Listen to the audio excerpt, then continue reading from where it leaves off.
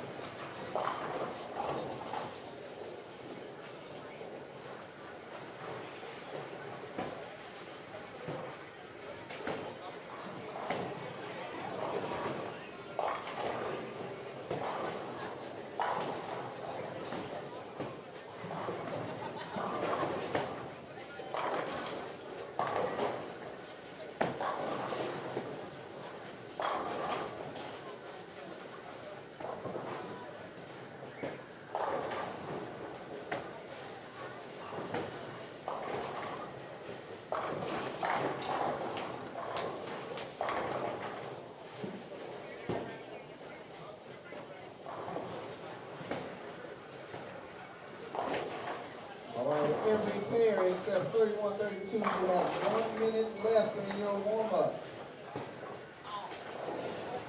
Emily, your order's ready. Emily.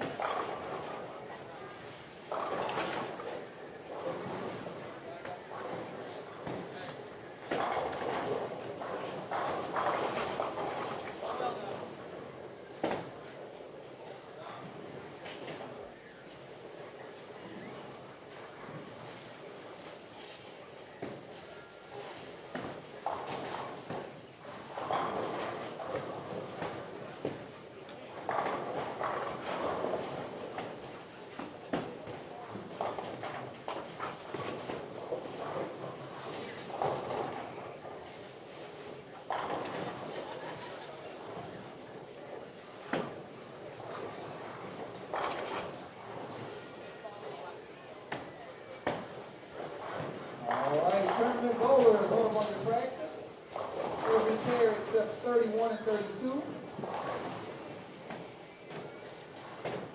When the lanes come on, you will be scoring.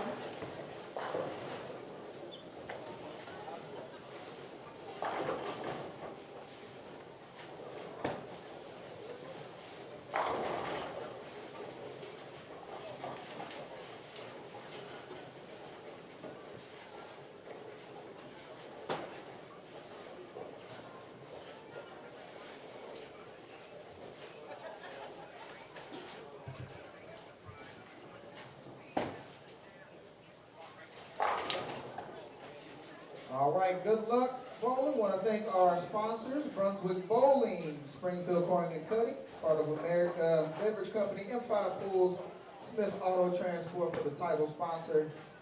Good luck on making the cut. Your name and arrows are up.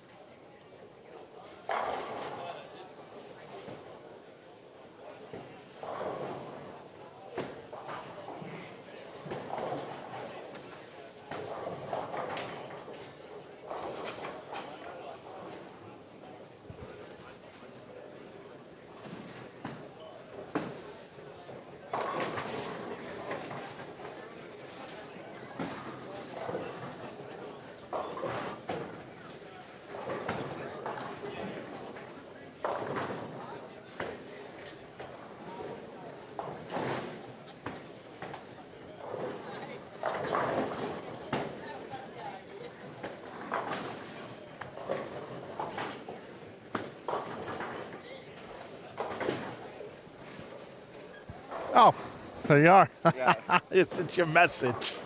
Nice bowling.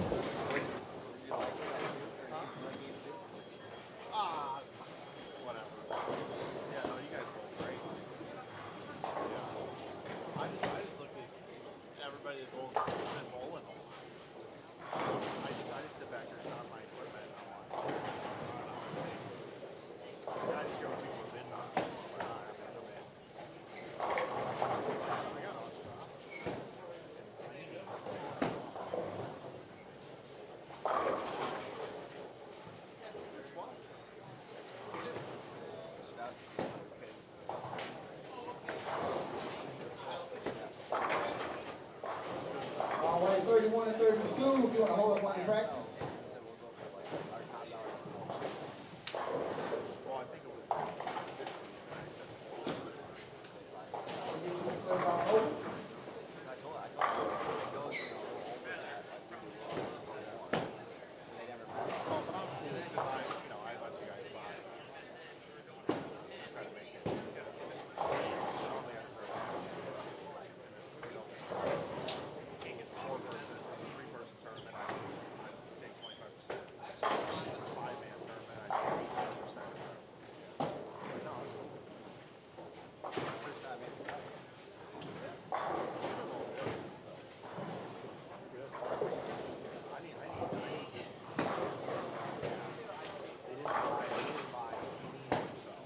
Andrew, your order's ready. Andrew.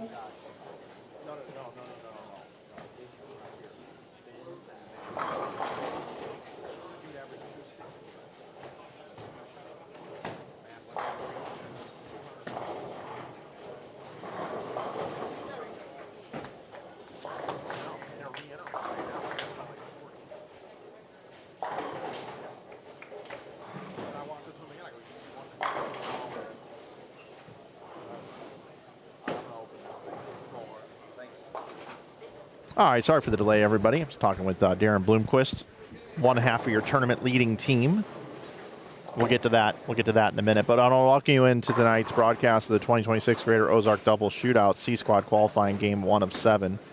We've had 2 squads here today. 34 teams on this squad. This is the largest C Squad re-entry squad we've ever had in this event. Kudos to everybody that's helped promote this event and support this event. And I think the lane pattern is really coming into play here. It's just tricky enough that players, bowled sub 600 for 3 games at any given point, and they're like, well, if I just make better adjustments this block, I can bowl better than that, and it'll put us in the cut. So I think that's the big reason why we see so many re-entries. I believe we have 95 teams in the field now. 95 will be our number. So that means they'll cut to like 24 or 20. Yeah, 24. I believe 24. 23 or 24 teams for the cashers round tomorrow morning. That'll start at 8:30. Once again, my name is Mike Flanagan here on Inside Bowling. Glad you're with us. This event is taking place in Springfield, Missouri at Enterprise Park Lanes, owned and operated by the Weimer family. Steve Weimer in the building. Might join me tonight as well for a little while. This event's been going on since 2020. Last year's champs were Farrell Williams and Zach Wilkins. We'll get to how they're doing in this event. Want to give a shout out to our GM, Chris Taylor, and tournament director, Chris Taylor, for keeping things running with he and his great tournament staff here in Springfield. Let's talk about first place is $12,000 and 3 sets of qualifying games. We had A squad this morning at 9, then again about 1:45 we got started again, and now here we are just getting rolling right here at 6:30 this evening. We'll have the cashers round again tomorrow at 8:30, and then the bracket matches start at noon, and those are best 2 out of 3 Baker games. I want to thank our sponsor, Smith Auto Transport. If you're looking to transport an automobile or some sort of vehicle, truck, whatever it may be, check out Smith Auto Transport. Could not recommend anybody else. Smith Auto Transport will take care of you no matter where it is in the country. Also want to thank our friends at Heart of America Beverage Company. They are a valued sponsor of the Greater Ozarks Double Shootout. It's a leading beverage distributor serving communities throughout the region with an expansive selection of beer, spirits, non-alcoholic beverages, and other refreshment products. Thank you to them. Also, M5 Pools. If you're looking to get your backyard redone or even clean up something you already have, check out M5 Pools of Springfield. Basically, they can help you create and transform your backyard into your own personal oasis. So check them out at M5 Pools. Our bowling sponsor is Brunswick Bowling, leaders of bowling products from balls, bags, and shoes and accessories. Visit brunswickbowling.com to check out the latest products, or visit your local pro shop and ask for Brunswick. I want to thank our friends at Bowlifi, our jersey sponsor. Bowlifi is a premier custom bowling apparel company specializing in high-quality, performance-driven jerseys designed for bowlers at every skill level. Thank you, Bowlifi, for supporting bowling in the Greater Ozarks Double Shootout.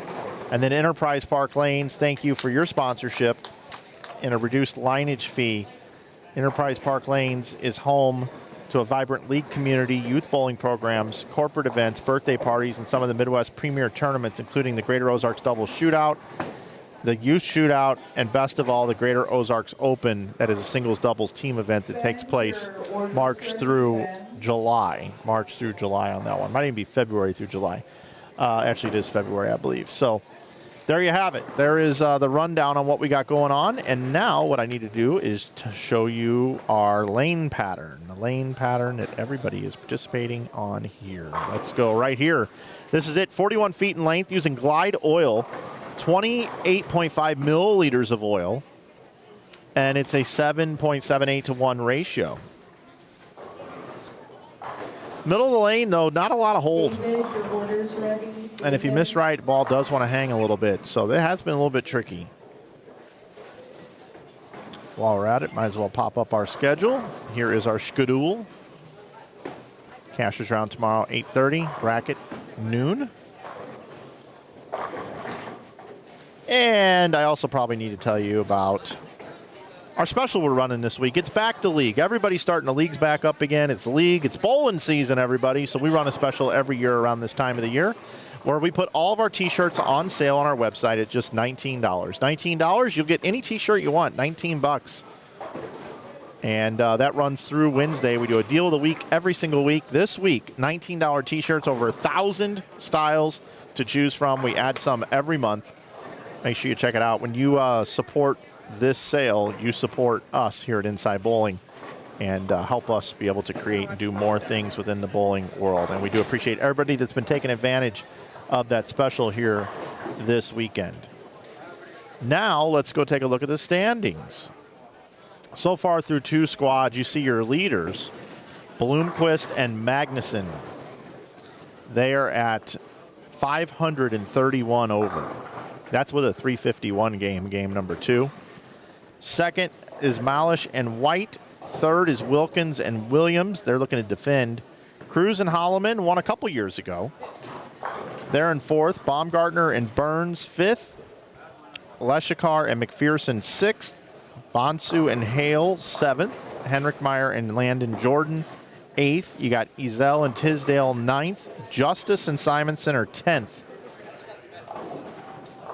That's 392 over in 10th. Kai Evans and Hammonds. You got Blaney and Ostrowski 12th. Imhoff and Petrin are 13th. Sachs and Miller are 14th. Biondo and Jones are 15th. 16th is Kroll and Martin. Bobar Seninger 17th. Britton and Harper 18th. Alexander and Boxty 19th. 20th is Benz and Massey. It's 261 over for 20th. How many are 300 over or more? 18 teams 300 or more over. So if we go down and we look at 60 teams bowling, there were 60 teams. 15th place would have been the cut, 1 and 4. So right now that cut number is 357 over. 357 is the cut number right now with this C squad here to go. So there's a bunch of re-entries here tonight. Bunch of re-entries.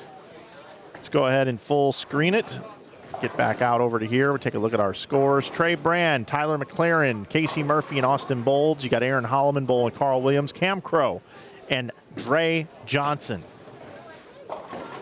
We'll put them in the bottom right of our screen. Let's take a look and see what we have over here. Zach York, Clayton Chandler, Michael Cottom, and Tyler Dash. And it looks like we need a Lane Talk refresh over here. Let me get that taken care of for you. Lane Talk refresh. Let's do that right now. There we go. Jeff Hicks, Jake Monto. It's good to see Jeff Hicks. Nice little 210 there. Jeff Hicks, good to see Jeff out here bowling. He used to bowl the IB Opens back in the day out of Michigan. Great guy. Steve Rubling and Nathan Thalacker. He's a Thalacker. Nathan. All right. Let me invert the stream back here. Hang out here with these players. 7 games. 7 games. What will the cut number be? We'll be in the 350s. That seems a little high. I was thinking 330, but boy, that number really crept up there. We'll have to see how it all shakes out here this evening. Enterprise Park Lanes is where we're getting it done here tonight.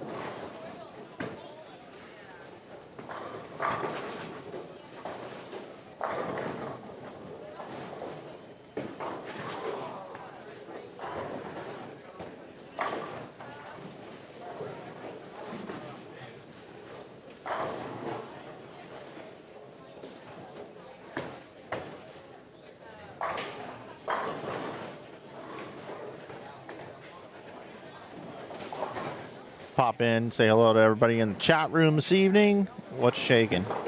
Let me go ahead and pin this live scoring in here for you. What's up, Brendan?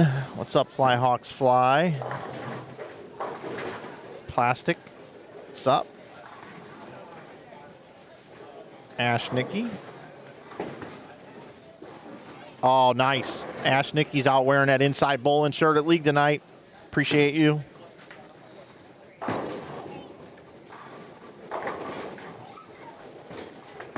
Looks like a lot of lefties are bowling right-handed this squad. I didn't pick up on that, but maybe, could be. I've been watching the screen a lot. I'm going to go over to live scoring, check and see By the way, shout out to Lane Talk in Brunswick and Enterprise Park Lanes for making this live scoring happen so we can see it online as well as up here on the screen for you. Thank you to all those involved with that.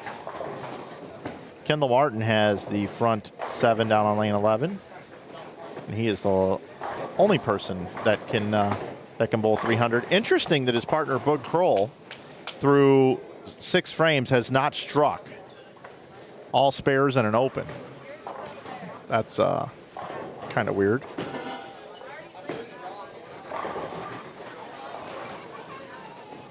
These lanes are almost Casey Murphy's desk.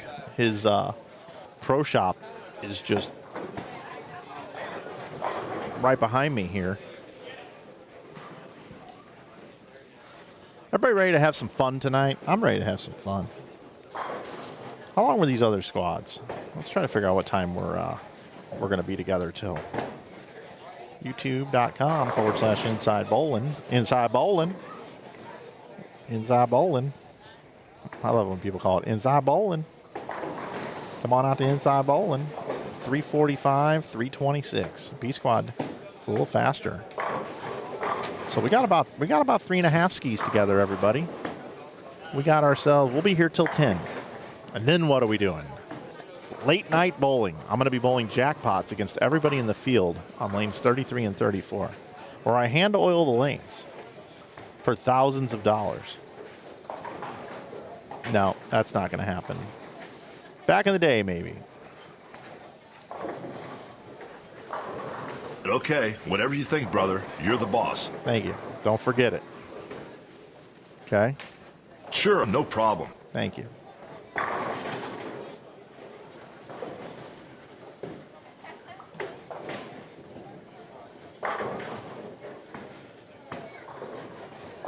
I want to see who we got. I got to look at some of these teams here.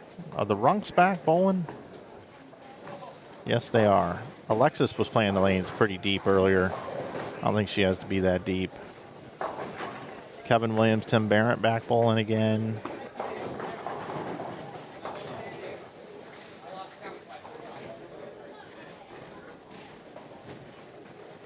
AJ Rice and Bryce Oliver. Robars and Henninger.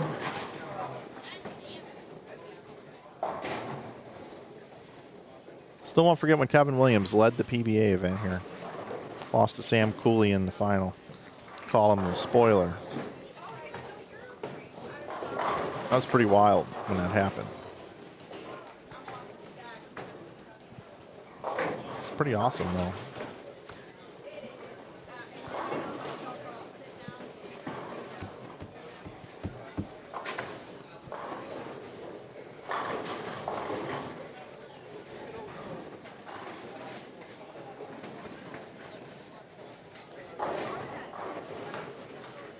Cam Crow working on 290.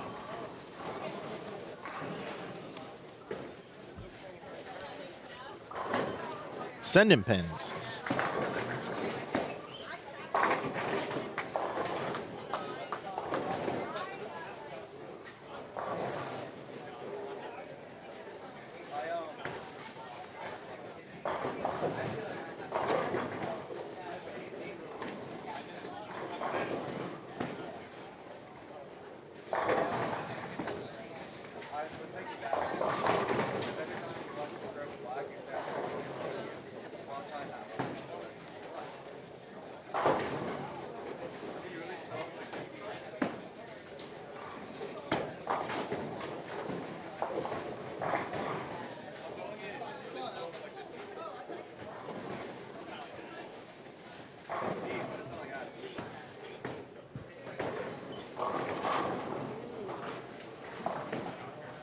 Cam with 9 in a row, looking for 10 in a row here.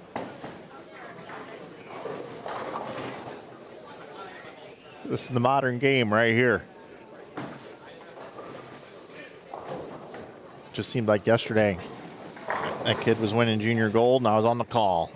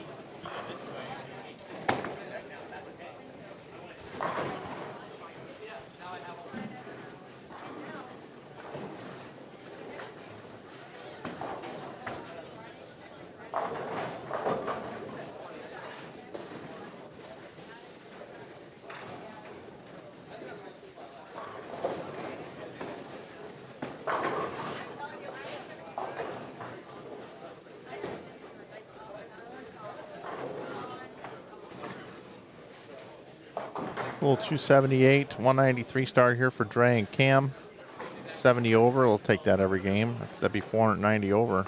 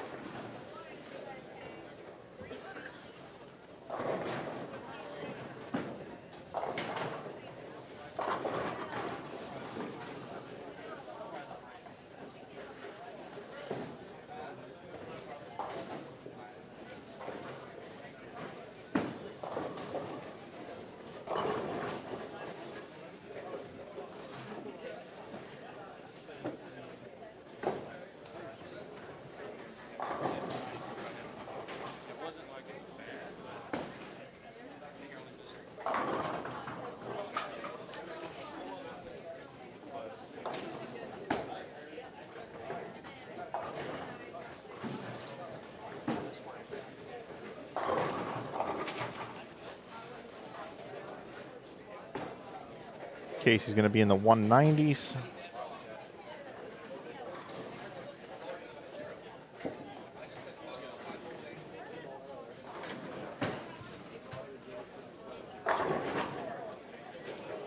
And let's go over here. 180 for Zach York. Clayton Chandler had 192, 177 for Michael Cottom. Tyler Dash, 173, 161 for Jeff Hicks. 190 max for Jake Monto. Steve Rubling had 186 and a possible 205 for Nathan Thalacker. And that is going to complete our first game.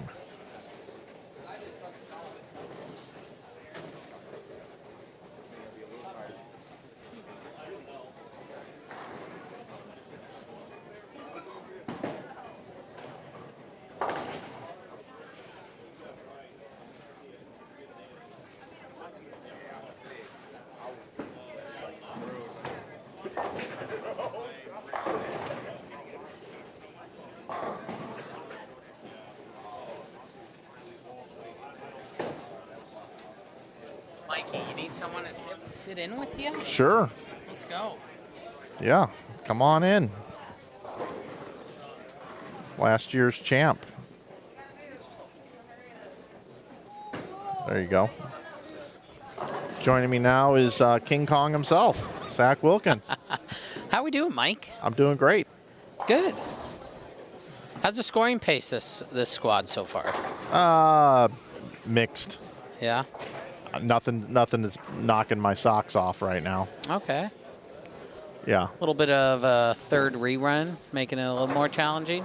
I don't know. I mean, maybe fatigue is setting in. I really don't know. It's way too early to tell what's going down out there. Okay. For me, I can't. I mean, Austin Grammer and Tyler look like they were off to a great start. 289, 240. Dang, that's a heck of a. That's probably the highest start I've seen this tournament so far. Yep. At least today. Yep.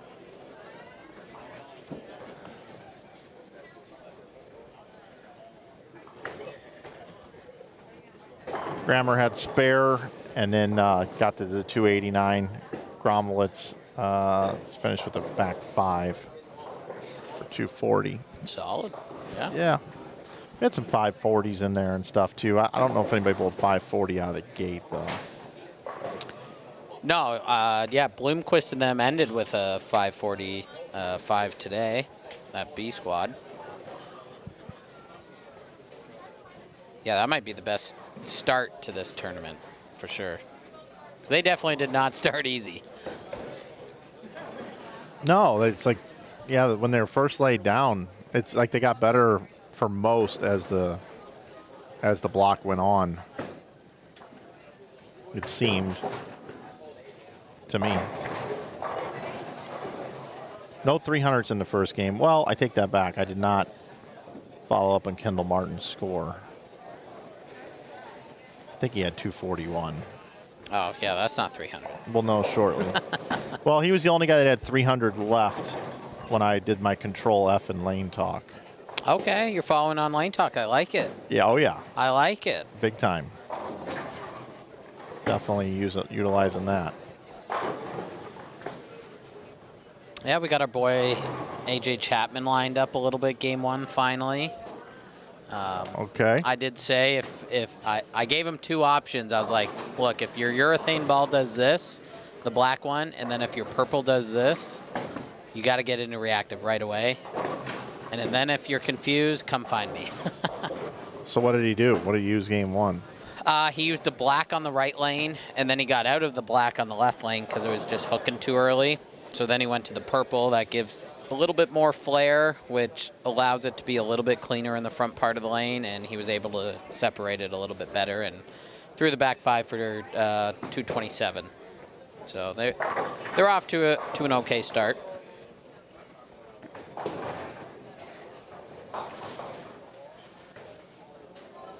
It's nice to see you here. Where are you bowling? Are you going out overseas next week?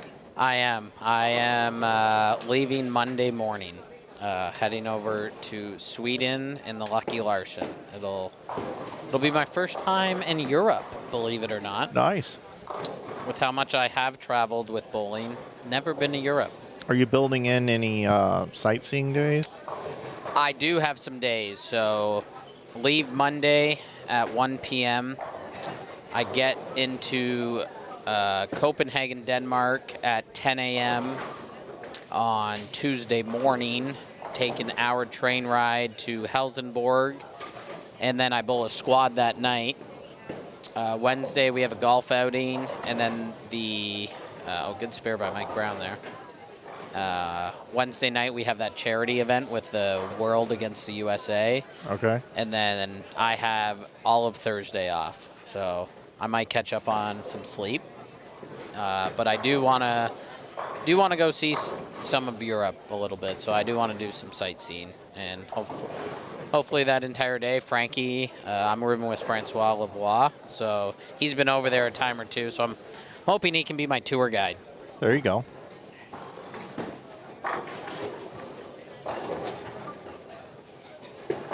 Schmick kind of sums it up best here. Says, Zach, congrats on your success on the PBA Tour this past season. Was really rooting for you and glad to see you do so well. Cheers from a fellow Canadian. I love it. I love it. Maybe you two can go for a rip. Yeah, we can go for a rip, bud, and drink a moose head. That's it. That's right. I mean, I feel like every Canadian's got to know that song, right? Go for a rip, bud.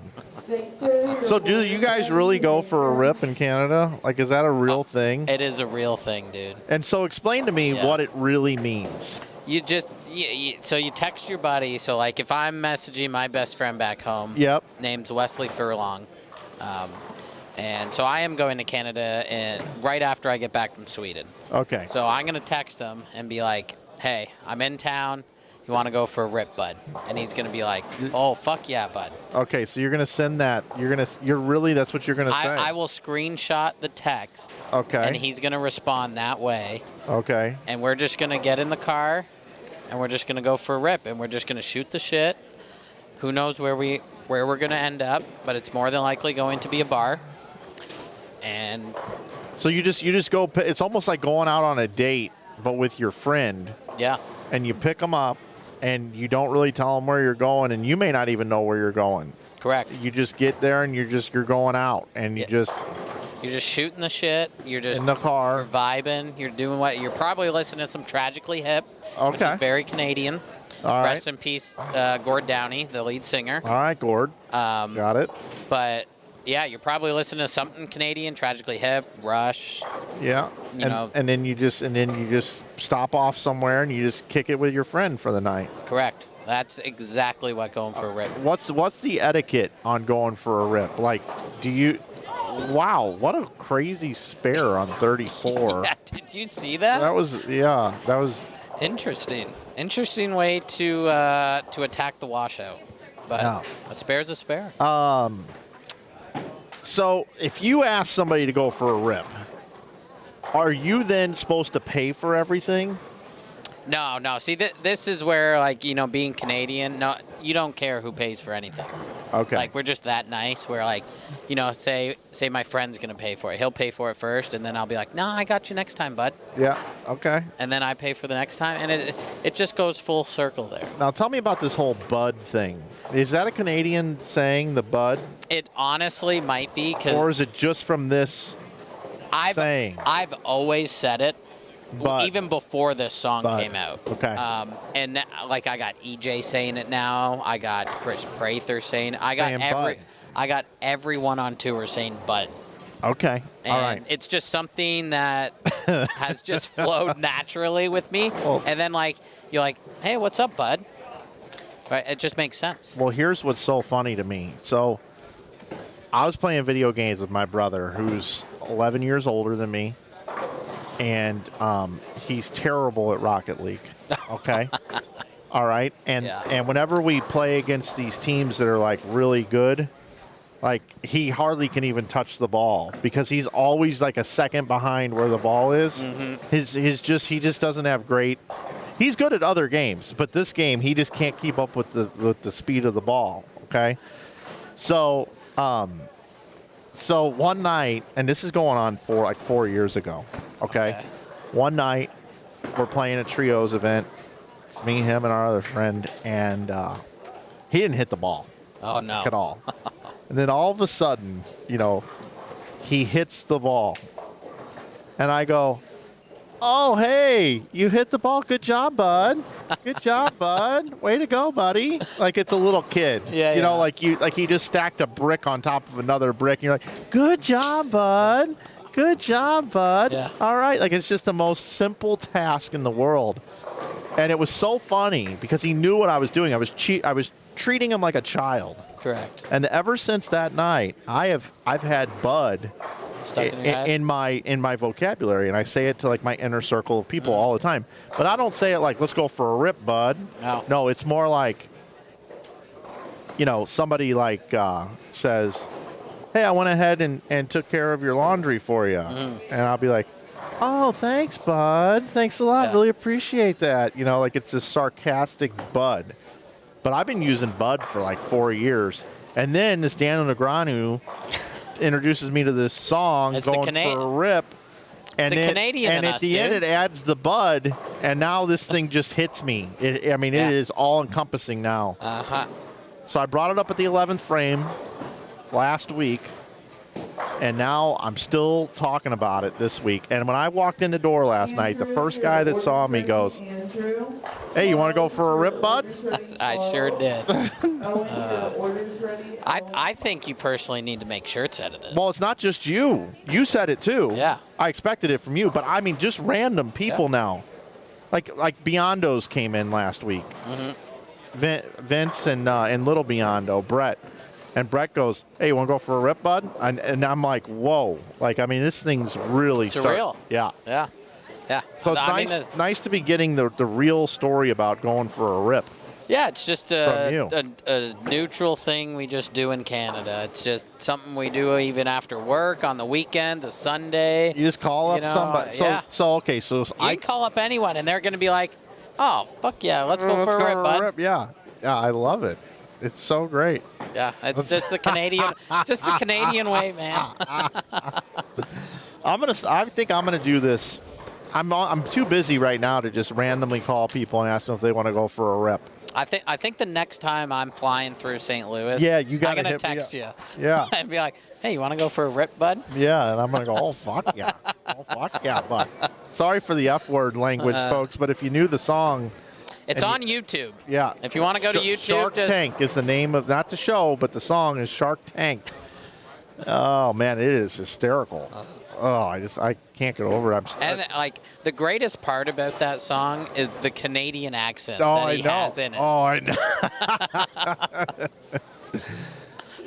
Yeah, I love it. I love it. And I'm gonna get good use out of it. This thing's gonna be going on 3 years from now. I'm gonna be talking about Oh, it. I can't wait to see the shirts on Facebook because I'm gonna order a lot of them. I'm gonna get it. I'm gonna have to do that. I'll give you an honorary one. Hey, by the way, I've been talking about this a couple times, and I'm dead serious. So I thought I would tell you as well. Okay. I'm announcing my official semi-retirement date Whoa. from doing live streaming. Okay. I'd like to hear a little bit more as to why. Yeah, okay.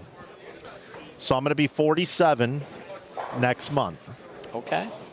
So I don't want to be over 50 years old traveling God knows how many weekends a year doing this. I won't be able to do it. It's already hard on me. Okay. So I'm spreading the word, just like my mentor and not my mentor, but my guy that I admire and has had a big influence on my life is Dan Patrick. Your best bud. Yeah, my best bud, Dan Patrick from the Dan Patrick Show. He's been telling everybody, he has announced his retirement 3 years in advance. So I'm doing the same thing as my birthday's approaching. It's not a full retirement though. Okay. But I will reduce the amount of streams that I physically go to. I don't know what that looks like with contract work either, but there's a really good chance that this is going to happen, but let's just put it this way. I've made up my mind that when I'm 50 years old, can't be doing this as much. I will go to some events. I won't fade away into the sunset, and it won't be a hard stop, but I am looking for someone or people to take over the brand to be able to go do all these events, but it just won't be me on the air other than a few select every year. Yeah, I was going to say, who do you get to pass the torch to? I don't know. I mean, I'm wide open. This is a tough position to fill because if you love bowling, you want to be on the lanes. Oh, 100%. And to be able to sacrifice, like it still pains me, like sitting here. Like I want to go out and bowl every tournament, like I do, but I believe. but I can't. Like Yeah. it just. So yeah. So I don't know. It's tough. You got to find somebody knowledgeable. You almost got to find a bowler that's not quite great at it, but just good enough and that loves it and is like, well, I obviously can't go win this tournament, so I'll sit in the booth. But then that person also has to have credibility with the players. Because that's one weird thing that I've been able to do is have credibility with you guys despite never throwing a ball in PBA competition. Yeah. Which is amazing. I mean, I don't even know how the hell that happened. It's like a Houdini act. Dude, it's just the respect you get. Your name just has a lot of respect. And I feel like it's going to be hard for, the brand of Inside Bowling to replace just the voice that you have.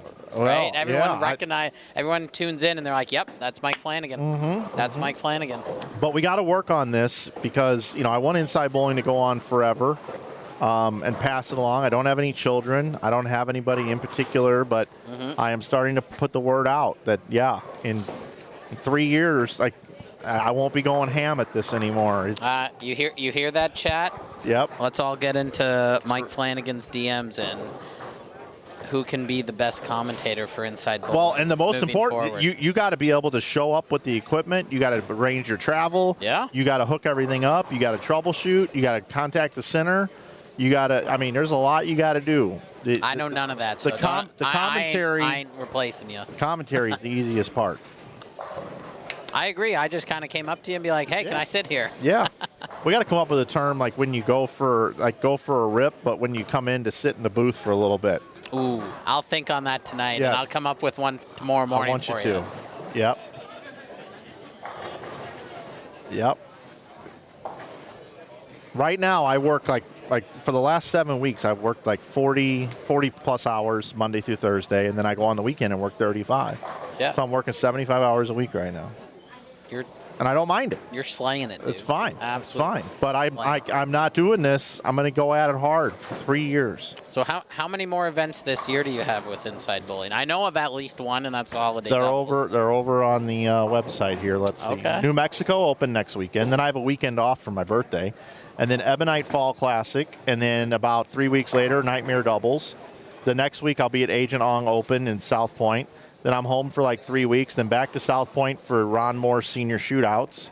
Wow. So I'll be done with that on the 17th. Then I get to celebrate Thanksgiving. And then our business gets clobbered with business for holiday shopping season. Oh, I remember going on the website and purchasing those. I loved those shirts. They were awesome, by the way. And then Hammer Holiday Doubles. And then I think I'm doing DJ Archer's event in at Caesars, Indiana, or whatever it is. Okay.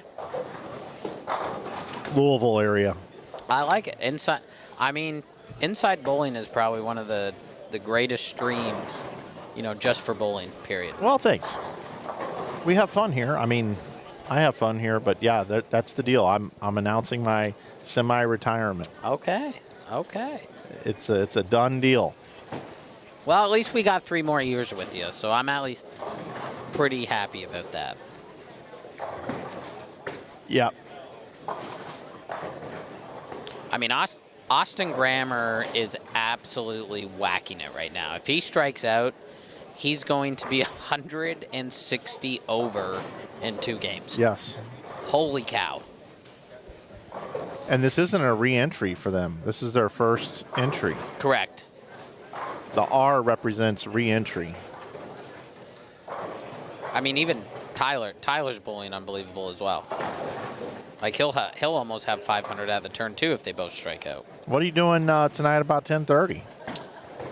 That I'm not sure. You want to go for a rip, bud? Oh, you know it, bud. You know it. Don't make me start talking Canadian on you. Oh, I wish you would. Wish you would, bud. I got some maple syrup out in the car, eh? Oh, man, let me pour that on some good The stuff. hockey season's right around the corner, eh? Oh, I can't wait. Me too, man. Can't wait. I'm really hoping my Devils do something this year. I need my little Blues to have some of these little... If I've learned anything about the Blues, always bet the over. Yeah, it's a good call. They score a lot, but they also let in a lot. Yeah, they do. All right, here we go. Here's the scores after 1. We got a little 5:29 start there for Grommer and Gromovitz.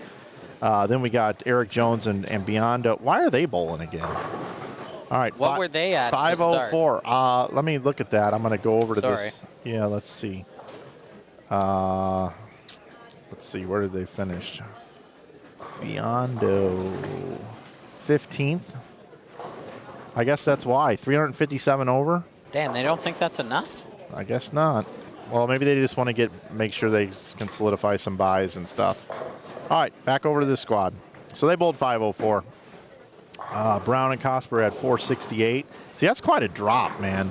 It is, yeah. And it's the same way from like A squad to B squad. Yeah. There were some good scores, but then it dropped significantly. It's like everybody bowls 420. Okay, 468 for those guys. Cam Crow, Dre Johnson had 461. That's with Cam's big game. K. Will and Timmy had 461 also. Boxty and Keegan Alexander, 459. Lease Camp and Alan Smith had 457. Chapman and Herzerud had 449. 446 for A.J. Rice and Bryce Oliver, only 204 for Rice. Zeke and Tony had 437. 429 for Nathan Massey and Michael Binns. 427 also for Runk and Runk. And I'm just going to kind of scroll through these other ones here. You can see how your favorite players are doing as I scroll through. Robarge and Henniger, only 389. There's some low scores on this pattern. They do not, you look at the graph and you're like, 40-something feet, 8-1. You're like, it can't be too hard. But they are definitely flatter in the middle than you expect. And yeah, Grammer got the double. I mean, he's going to be at 568 at the turn. He's already 168 over himself. Yeah, this guy's a player too, man. I saw him on tour this year, and he's just a stone cold killer.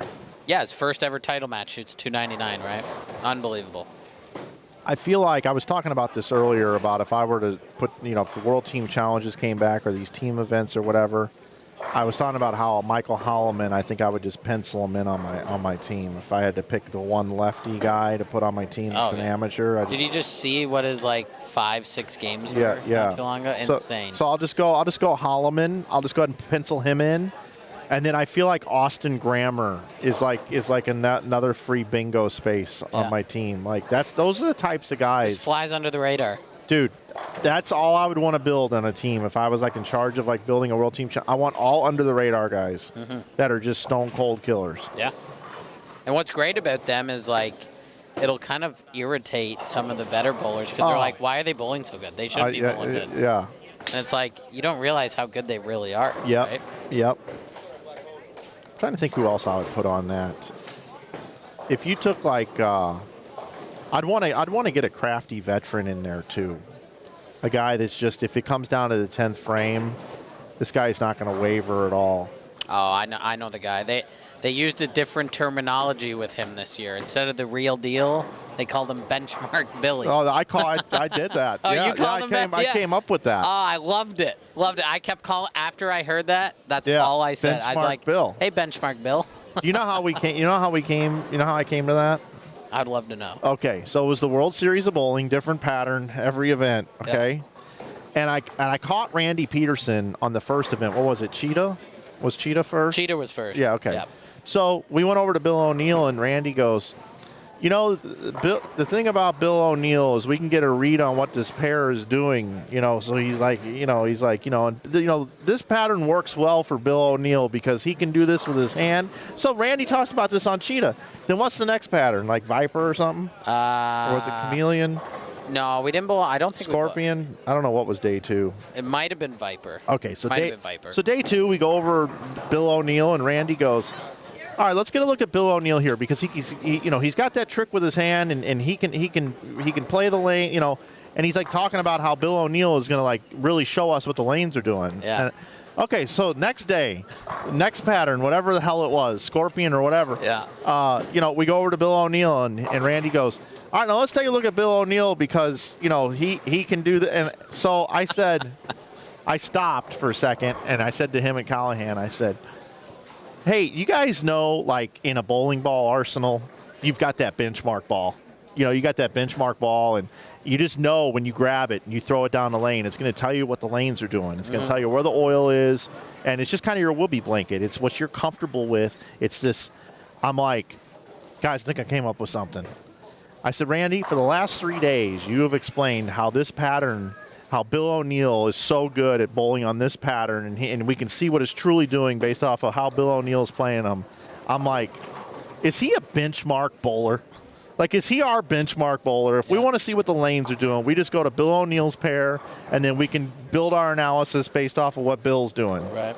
And I go, isn't he benchmark Bill? I loved that. The first time I heard Callahan's like, yeah.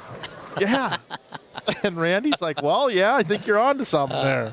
Mike, because Randy, the last 3 days you said the same thing about Bill O'Neill on 3 different patterns. Yeah. It was so fun because even when we made the World Championship show and Bill was on it, my coach even started calling, "Hey, Benchmark Bill." Yeah. So then I went down. He had a little break. I like to interview you guys if you have a little bit of break before you got to hit your next pair when your pair's a little behind. Bill happened to be a little behind. I walked down and go, "Hey, Bill, you got a second?" He's like, "Yeah."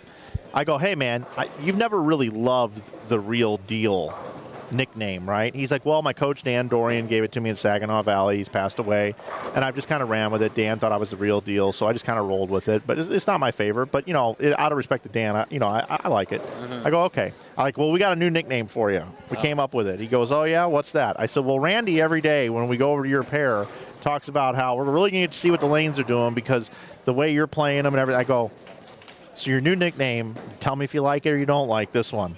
Benchmark Bill. And he goes, oh yeah, I like that one. I like that one. I'm like, He okay. gets a great chuckle out of it every time he does. I see him now. That's all I call him. Benchmark Bill. Yeah, it's great. That's it. But yeah, on my World Team Challenge team, I was trying to exclude like the best bowlers in the world. It's more of my little Of course. But when I think of like a crafty veteran, I'm talking about I need a guy like Adam Barta, or I need a Mike Rose Jr. Somebody Just some guy that I'm just pulling out of nowhere. Just like he's got to have a little axis rotation though. I also wouldn't mind a guy like Mike Machuga anchoring that team. Okay. Or I'd put him lead off maybe to be a little spark. But just these guys that just kind of get forgotten. They've been around the block for a long time, but you still know that name. There used to be a show called Where Are They Now? Oh, that would be a great segment for bowling. Where Are They Now? Show. The first bowler that comes to my mind was when I lived in New York. I heard this name so much, and his name was Mike Newman. Mike, yeah, exactly. That's the guy. He's a World Team Challenge legend. Yeah, I heard that guy could do tricks with bowling balls no one could ever imagine. And where is he now? No idea. From 1999 to 2004 on VH1, there was a show called Where Are They Now? Updating viewers on the personal and professional lives of past celebrities, child stars, and pop icons. Oh, okay. So that's it. So I would like Where Are They Now? And I'd build my entire team off of people, Where Are They Now? I think is what I would do. I'm trying to think of and kick everybody's butt. Oh, they probably still have it too. I'm going to throw out some Canadian names to you for a minute. Okay. Well, there's one that could be on your team, Dan McClellan. I was just going there. Yep. McClellan, I'd love to just pull him out. Like all of a sudden you come to this World Team Challenge and imagine, there's all these stacked teams, all these everybody knows. And all of a sudden you see me walking in with a hat on that says manager on my hat. And I'm backing these boys. I assemble this team and I come walking in and it's McClellan and it's Austin Grammer, Michael Holloman. Dude, you could probably include Mark Buffa in that. Oh, yeah, sure. Yeah. That's another Canadian goat. Dave Gwendon. He's getting a little old now, but funny story about Dave Gwendon. So I'm in New York. I was living in Brad Angelo's house at the time, running his pro shop. And I'm at Brad's bowling center, just sitting at the bar. And in walks a bowler, and he just sits beside me. No idea who it is. Yeah. So we start talking, and he asks who I am. Then I ask who he is. And, he starts, telling me all these cool stories about bowling. I was like, oh, man, you must have bowled, some cool shit back in the day. God. And so, he's like, I got something for you. So he pulls up a YouTube video, types in his name, and I was like, no, I've never heard this name. And it was Dave Gwendon. Shows me the televised show where no one in qualifying shot 200. Yep. He bowls on the show, shoots 300. Yep. Unbelievable. Yeah, this guy, yeah. Unbelievable. He's just a legend. Like Rick Miller out of Nebraska was unbelievable. Lenny Blakey from the Great Northwest. Okay. The Pollards, and there's Don Scudder, the Scud Missile, all these different guys, man. It's crazy to think about World Team Challenges, but yeah, that's like a dream of mine, is that those things would come back and some group of bowlers would trust me to be like their team manager, and that I could assemble the team, handle all the brackets, handle all the travel for them, everything. Just let them know, hey, I'm going to book everything. I'm going to run a spreadsheet. It's going to be a Google Doc online. You can all access everything. I just want to be one of the guys. So instead of chopping in 6 ways, we're going to chop it 7 ways. Yeah. And I'm in too. That'd be a dangerous team. I just think it'd be funny, and I just think and I'd like to see other guys do it too. I'd like to see other guys put together their squads. I'd like Ron Hicklin to have a squad. Oh, okay. And I'd like to he thinks outside of the box too. I'd like to come in and just be like, people will be like, oh, who's Hicklin got this week? Who's Flanagan got this week, right? Yeah. If Bill Chrisman was still alive, he'd have been a guy that would have loved to put together squads for something like this. You know what I mean? Yeah. his guy would maybe it would have been Norm Duke, like your benchmark Billy guy. Like that Yeah, would have been his benchmark guy. Yeah, maybe he pulls Rhino Page, out, or just that's man, his lefty. that's a name I haven't heard in a I know. hot That's minute. what I mean. Yeah, they pull out Mike Fagan, right? Yeah, that's The king of swing. That's kind of one of my things that I like to never forget about these great bowlers that just kind of once they go away you don't think about them much anymore, and I don't want to not think about them. I like to see Mike Albee be a manager of a team too. Oh, that man would assemble a very good team. Yeah. That man's smart. Oh, yeah. I've got to talk to him a little bit, and I'm like, whoa, you're like, had no idea. We're off on a little bit of a tangent here, but it's Zach Wilkins sitting here with myself. I'm Mike Flanagan. You're watching C Squad qualifying. I've got you live scoring down there. I keep updating the standings. You can go over to the Facebook page and check out the standings. It's the 12K Greater Ozarks double shootout. I'm looking here in the chat room. Some people are talking about some things here. I was going to talk about some Canadians here in a second. George Lambert. George Lambert. Oh my yeah. gosh, yeah, that's a name. Let's see here. Nick Crummell is being mentioned for the type of bowler we're looking for here for this World Team Challenge that doesn't exist. Lonnie Wallachek, another good one. Pat Healy. Oh God. Man. Billy Murphy. Like right now, wouldn't it be cool to do a Where Are They Now, Pat Healy? Yeah. Let's see, who would be another good one? How about you could even do people outside of being bowlers. How about just, I know Brad Edelman's still doing his thing out in Vegas, but let's just do a Where Are They Now on Brad Edelman. Mm-hmm. Let's do one on the guy that invented the Excalibur. I don't even know who that is. Yeah, I forget his name. I should know it. I know it if I saw it. Like the hotel? No, the ball. Oh, the ball. Okay. I was just thinking the Excalibur in Vegas. The hotel. His name, somebody's going to get it before I do. Steve Cooper. Okay. In 1991, owner of New Line Industries, Cooper created and pioneering the New Line Excalibur, often spelled Excalibur, by experimenting with an untested urethane formula originally designed for boat exteriors. Interesting. That's how resin was created. Boat exteriors. Yeah, do you know that whole story? I have zero idea. Are you serious? I'm dead.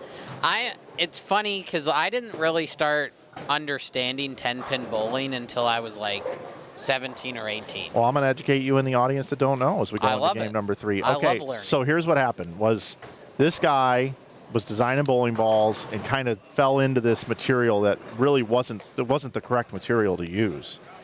And then he had the ball go down the lane, and when the ball goes down the lane, this thing just hooked off the dry like ridiculous. Okay. As soon as it hit friction, just went kick sideways. Mm-hmm. So people were like, man, this ball is unbelievable. And back then, rev rates were low, Correct. So I mean, seeing change of direction would be, huge. Yeah, so when this thing came out, all of a sudden, Mark McDowell and some other guys were using it at a tour stop, and Mark McDowell throws it pretty straight. Mark McDowell was out hooking Mark Roth, Whoa. okay, with this Excalibur, and he won, and it changed the game forever. He won with the Excalibur, and then that's when everybody else started messing around with that type of material, and resin came out. Wow, that's actually incredible. I had no idea. And back then, you needed your balls to hook more because you needed angle.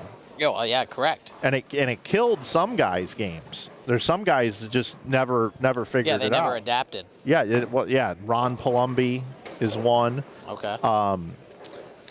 Guys like Kelly Kaufman couldn't control it. Not that he was somebody that was, great with, but there were just several guys that it just really affected. And Pete was terrible with it at first. Pete's the only person in PBA history that is a PBA Hall of Famer pre-resin and a PBA Hall of Famer with enough resume post-resin. Really? There is nobody else in PBA history that qualifies in that. That's an interesting stat. I never would have thought that. Yep. I would have thought, maybe, like Parker was in that kind of category. I'm going to give you some stats here in just a second. I'm going to give you some. I have an article from John I would Jowdy. think maybe even Brian Voss. All right, so check this out. I think Voss, you might have a point with Voss. You might have a point there. I don't have all the data. I wish we had a data thing here. Let's see. Yeah, All like right. baseball. Okay, here you Stats go. for everything. I'm gonna give you something. This is an article that was written by John Jowdy in January of 2009 in Bowling This Month magazine. Okay.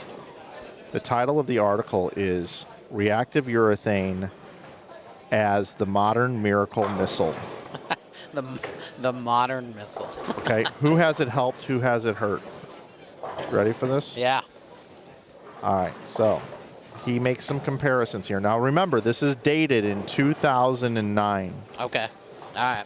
Parker Bone entered 207 tournaments pre-resin. Wow. How many titles did he have? Out of 207? Yeah. This is 2009. So he has 30 something. I'm gonna say he has 8. He had 5. Okay. Now, from all right, post resin, 579 tournaments.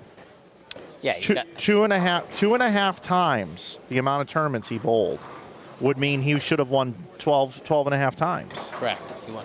He won 31 times with resin. Dang. That was through 2009. Wow. Okay. Sorry, 26 additional titles with resin. So 31 total. Okay. All right, Norm Duke entered 276 tournaments pre-resin. How many did he win? I don't think he won a lot because he had to really work a little bit harder because I remember an interview he did where he said he didn't have all the tricks to start. Like he won once and then he didn't win for a very long time after. He has one title Yeah. with non-resin era. Damn. That's crazy. Then he entered 574 tournaments in the resin era and won 27 of them. That's incredible. Okay. Ryan Schaefer, 78 tournaments pre-resin. How many did he win? 0. Yeah. Yeah.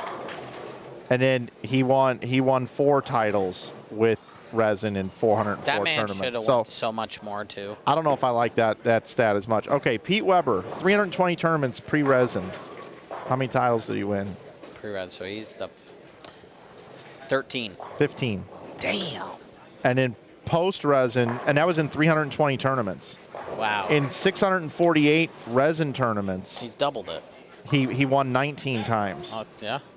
Okay, through that time. Walter Ray, 326 tournaments pre-resin. How many wins did he have? Walter, I mean, he's all-time leading, so... He did have a Player of the Year pre-resin. I'll say he's got to be close to Pete, so I'm going to say 10. 5. Wow. Okay. And then through 2009, he won 39 titles with reactive so he resin. just dominated. Absolutely dominated. Because he just, a little bit straight. Now, Walter played inside during all the qualifying and like match play and stuff. But he on was TV, very versatile. But on TV, Strader was greater, and he just crushed him on TV using reactive resin. So those are some crazy stats. It really is. It really is. And then this article goes on to talk a little bit about how it really affected Del Ballard in a negative way. I feel like that it should have made him even better because he loved to shape it. Yeah, it was too much, though. Really? Yeah. He couldn't control What it. he used to be able to do with his hand was an advantage over the field. Now everybody had that same advantage because their balls hooked as much as Dell's. Okay. And Dell had really slow ball speed. Slow ball speed and reactive wasn't very good. He needed more control down lane, not more hook. Just like you guys are looking for now. Fair. How often do you want a boomerang down lane, or do you want a controlled reaction down I'd lane? rather it controlled. Yeah. So, but when other people didn't have the hand, they were able to create Dell's angle into the pocket with less hand. It equalized the field. Never thought of it that way. That's a great analogy. Yeah. So anyway, there you go. There's some information for you regarding the history of the Excalibur and where are they now. I have no idea we were going to go there, but. Hey, I like learning about new things or like the history of bowling. Yeah.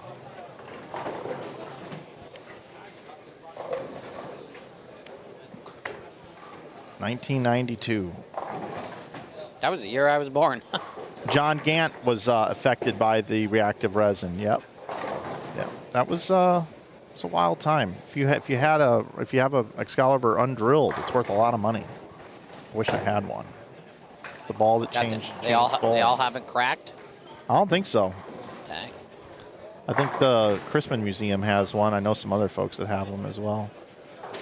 And we were talking over with Zach Wilkins here in the booth. We should have a game update here after 2 now. Let's see if it's coming to my inbox. Not quite here. Let's see. Almost.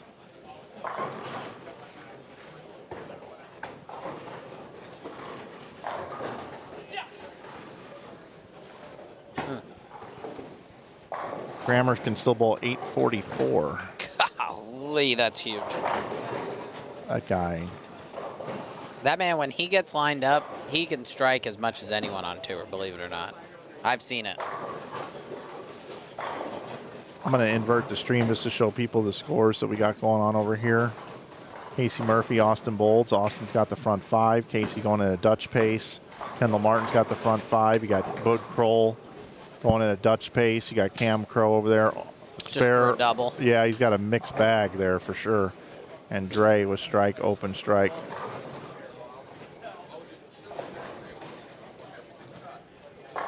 Well, good luck overseas, man. I hope you crush it. Yeah, I have one goal in mind, and that's to win, because kind of all comes down to this for, I think, a couple of us players for Player of the Year. Is EJ going? EJ is going, yeah. I don't know if EJ's ever gone overseas for the Lucky Larson. I know this is my first year as well, but, I mean, that just speaks volume to how important Player of the Year is for us. And do you think if you win that event, you're Player of the Year? Oh, hands down. I couldn't tell you how many times I've really thought about just that final shot too. And I will say it negatively affected me for probably a month. I couldn't get it out of my head. I rewatched it I don't know how many times, like, is one of those pins going to fall? And I had to really start thinking about the positives to get away from it, because it was really affecting, my mood each day. It kind of affected me while I was bowling some other events too after the tour season.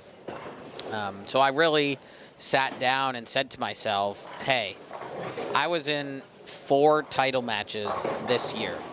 I've never been in a title match ever in my life. And I won 2 of them. So I'm 50%. And that's hard to say for a lot of people. Oh, yeah. And, yeah, sadly, 2 of them were in majors. One of them was to Alex Horton, where I just didn't execute very well. And one came against EJ, where, I bookend both 4-9s. But at the end of the day, I'm very happy and proud with how this season went and the strides that I've made over the years.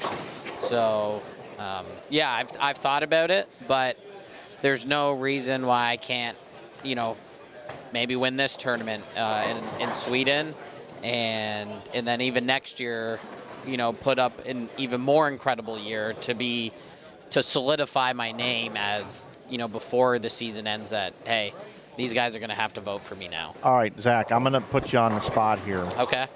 All right, I'm going to put you on the spot. All right, I'm going to play the EJ camp here. Oh, yeah. Okay, all yeah, right. Go for it. All right. Go for it. And then you're going to have an opportunity to have a rebuttal. Yeah. And stick up for yourself. Yeah. All right, right now, EJ has 32,335 points. Mm-hmm. You have 18,143. Yep.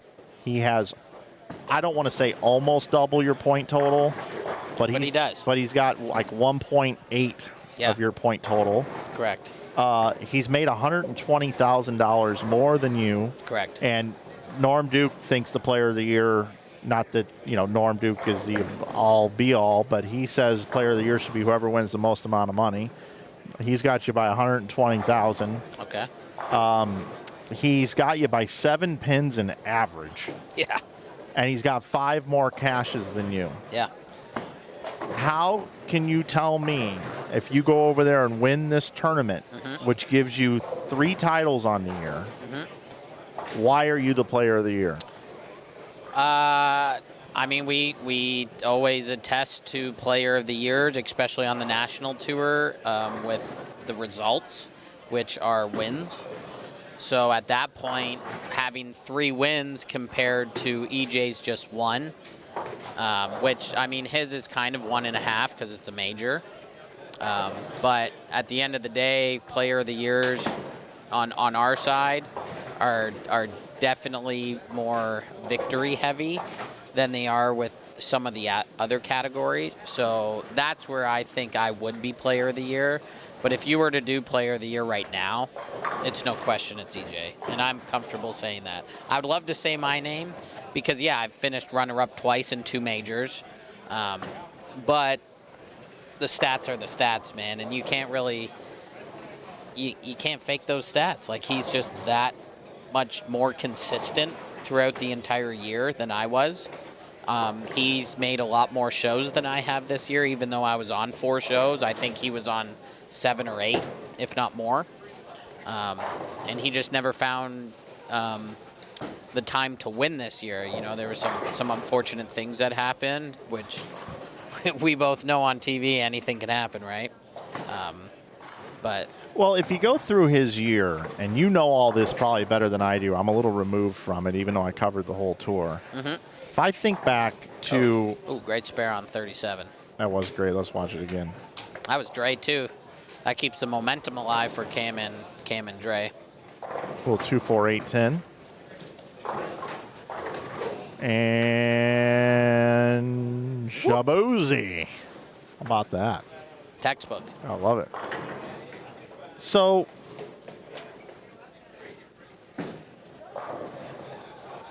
he lost to 300.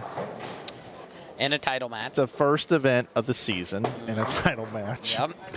All right, so that's like, oh, you got to be kidding me, right? Like, so let's just pretend like we're EJ for a second. Yeah. Okay, let's pretend like we're him. Okay, you got to be kidding me. This First tournament of the year, too. I'm bowling a rookie for a title. He's got to be, first performance on television for rookies. 70% is dog crap. Oh, yeah, they're right? nervous. They're shaking. Yeah. Especially against the #1 player in the world. And I don't remember what EJ bowled that game. Do you know what he shot that game? I don't remember. It had to have been 230 or better. I'm going to look it up. I'm pretty sure it was 230 or 240. I could be wrong. I now have to look at it. Yeah. I'm assuming I'm gonna find it in League Pals. Hopefully. I hope so. Let me see here. You should be able to go click the final standings. Right here? Yeah, you should see the ladder. There we go. All right, let's see what happened here in the ladder. I want to see what he bowled. Oh, maybe not. Here it is. There we go. How do I get over there? There we go. 238 and lost. Yeah. Okay. There we go. So a great game. All right. Just unfortunately lost to Bills. So then, and help me with this a little bit. So then, the U.S. Open was the next major, right? Yeah, he made that show. That's his building, I'm pretty sure. I'm pretty sure he made that show. Any lot or? I have a different outlook on that. Okay. Dombrowski ended up winning that. Hold on a second. I feel like he didn't make the show, and I have a compelling story behind this. Okay, I could be wrong. This is US how much I don't sometimes I do not pay attention to who makes what show, because if I'm not on it, I'm just like, okay, how am I going to be better next week? Okay, so let me just make sure I got this here. Match play round 3. EJ finished 12th. Okay. Okay. Okay. All right. So I'm gonna make, and look, I'm not an EJ bandwagon guy, so I don't want anybody to feel like all I'm doing is over here just glazing EJ. That's not what I'm trying to do here. Yeah. I'm just letting you know things that were on my mind this season as it was developing. In that particular event, you are only allowed to check in 12 balls. Less than 12. 10. 10 balls. Yep. 10 balls, and then you can swap out balls for pattern 4. Correct. Okay.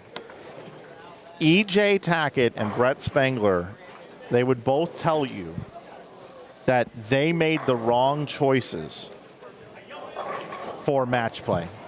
Really? They put the wrong, they did not properly assess the arsenal. I'm surprised because I feel like the Arsenal would almost remain the same every year based off. But those guys, I've watched them so many times in other events when it's like, okay, EJ didn't have a good block. He and Brett put their heads together. They go out to the truck. They'd drill some ball, even the pigmentation in the ball. It would be down to the pigmentation spots of especially opening the venom ball. shot. Okay, all right. And so I've seen it so many times that he did it in Columbus this year. Oh, in Ohio. Yeah, I watched it because I was bowling the match play round with him, and he went 280, 280 to make the show. It's because they always have access to put their heads together and go drill another ball. Yeah. Okay?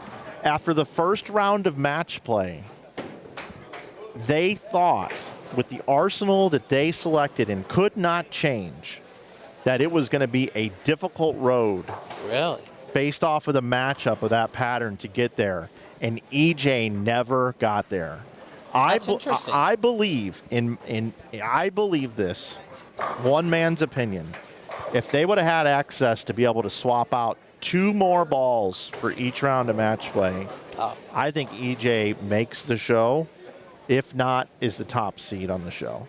And that's saying a lot. I wouldn't doubt it because, I mean, if you remember the year before where he wasn't even in the cut. I know. And then he makes this crazy run the last day and then runs all the way through match play. But the U.S. Opens ran that way. And one thing that I question about that, I understand the idea of a limited arsenal, but if EJ Tack is the best bowler in the world and they just made a couple of bad choices with their balls, did the best player win that tournament? And that's no offense to Patrick Dombrowski.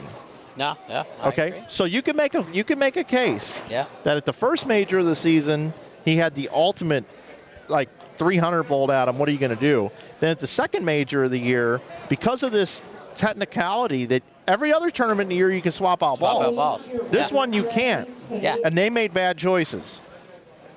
Okay. That I never really thought of it either. Okay, it's one theory, right? Yeah. He's never really. I mean, that pattern's not his favorite. That pattern 4, but still. Correct. If he's able to really, him and Brett put their heads together. If they're not limited to which ball they can throw or drill, then yeah. Correct. How many times do we see it on tour where we go to the truck and just drill another ball? Okay, so the next tournament, I believe, is the Masters, the next major. Mm-hmm.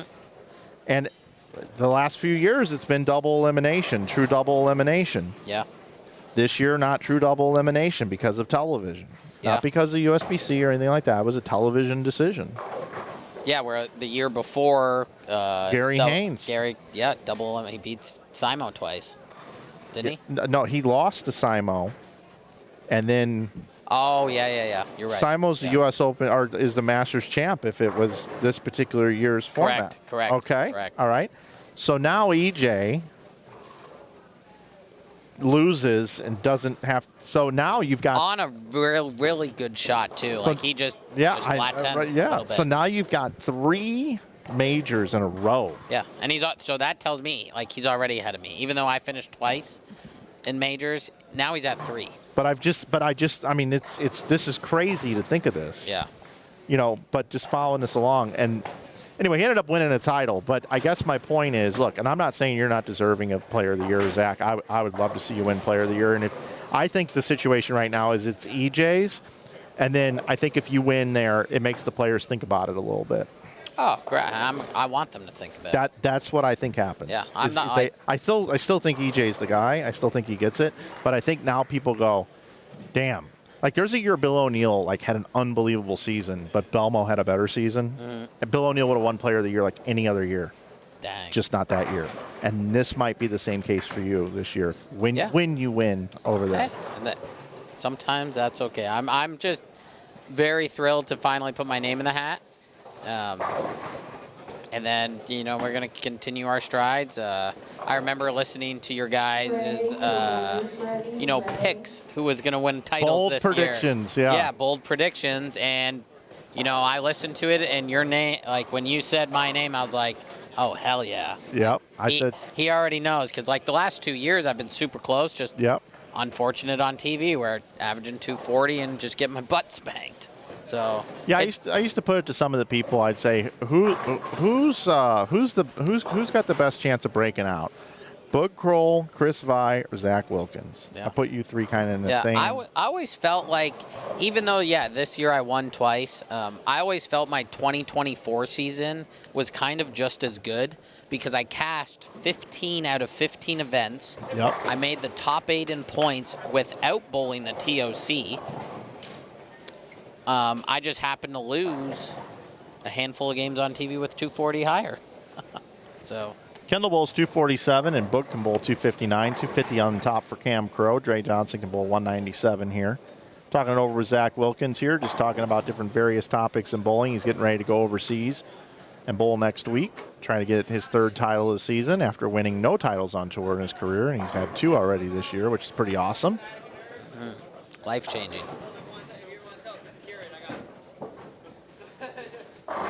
Also the defending champ here, we should mention. Yeah. I buried the lead there, bud. It's okay, bud. I hope you guys have been enjoying the conversation here. This is I like talking bowling with astute minds. We were having a discussion when I first got here yesterday with you and Chappie about that was great about coaching. It was so like a conversation where like we never really have gotten to before. No.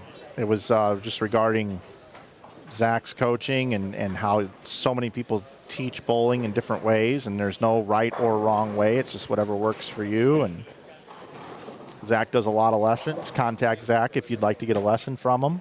Yeah, head on over to my website, zwtraining.com.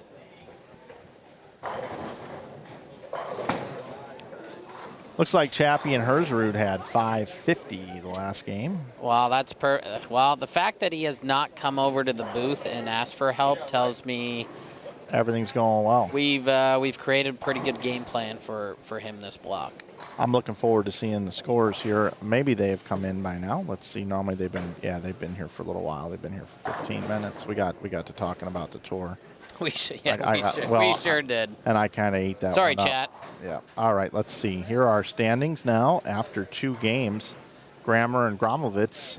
565 start for Austin. That's insane. And Tyler not hurting him by any means at all. He's bowling great. 10-20. So that's 220 over. 159 over is Crow and Johnson. Jones and Biondo right there at 145 over. Mike Brown, Phil Cosper, 129 over. Boxstein Alexander, 99 over. Lloyd and Siders.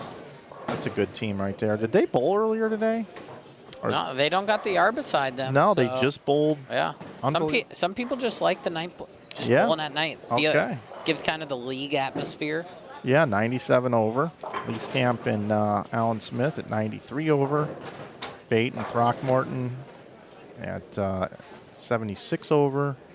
Kevin Williams, Tim Barrett, 73 over. Of course, this is after 2. They're just completing game 3. We're going into game 4.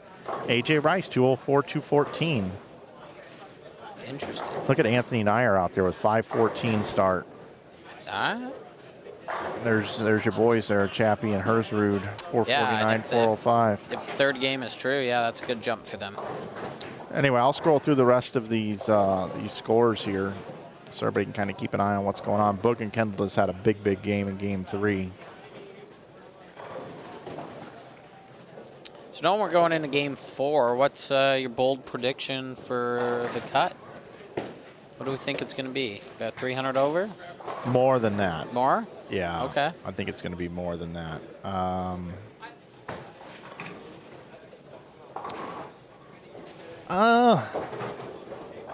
It was 357 coming into this block.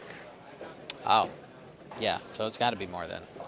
Well, I think it actually. I think it stay the same. I think it goes down a little.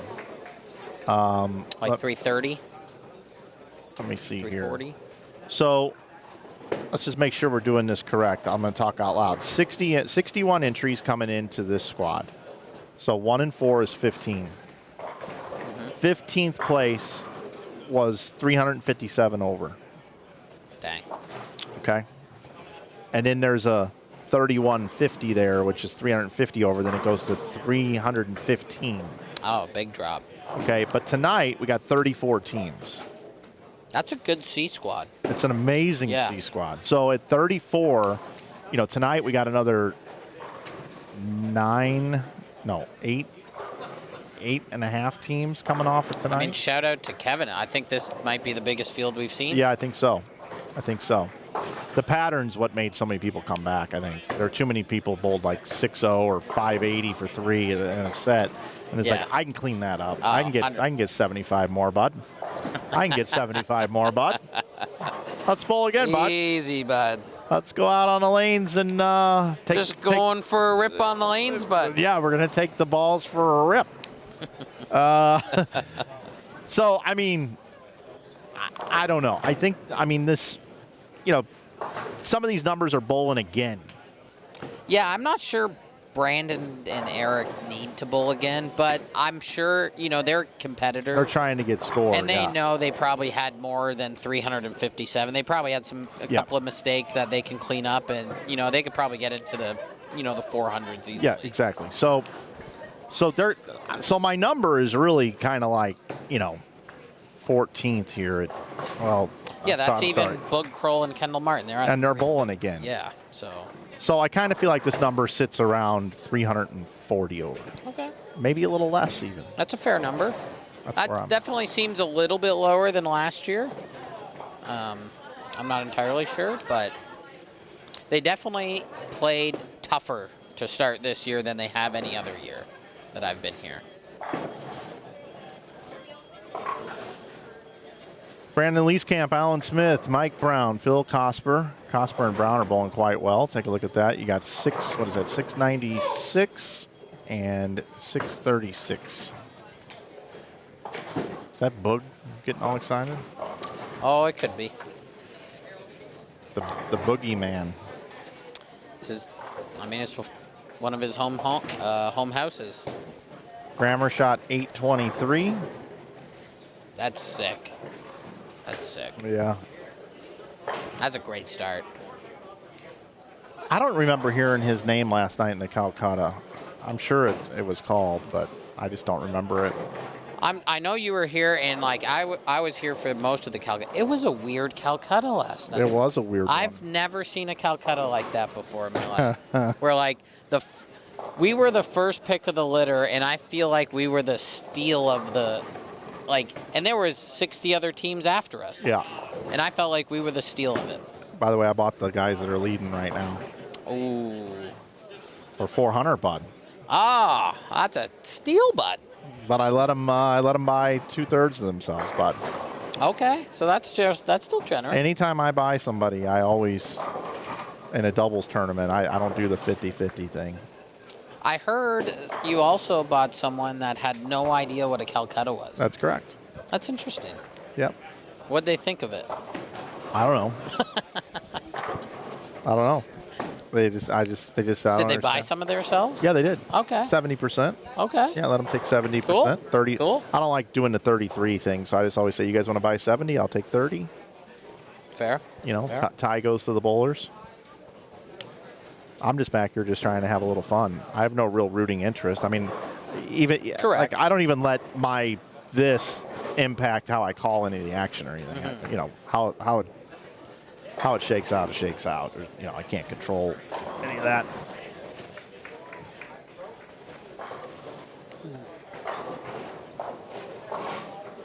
But yeah, I'm hoping. It looks like I'm gonna have 2 teams in. Might get 3 depending on how Massey and. You got Massey. He bowled really well in the sweep. Yeah, Massey. I think he ended up winning.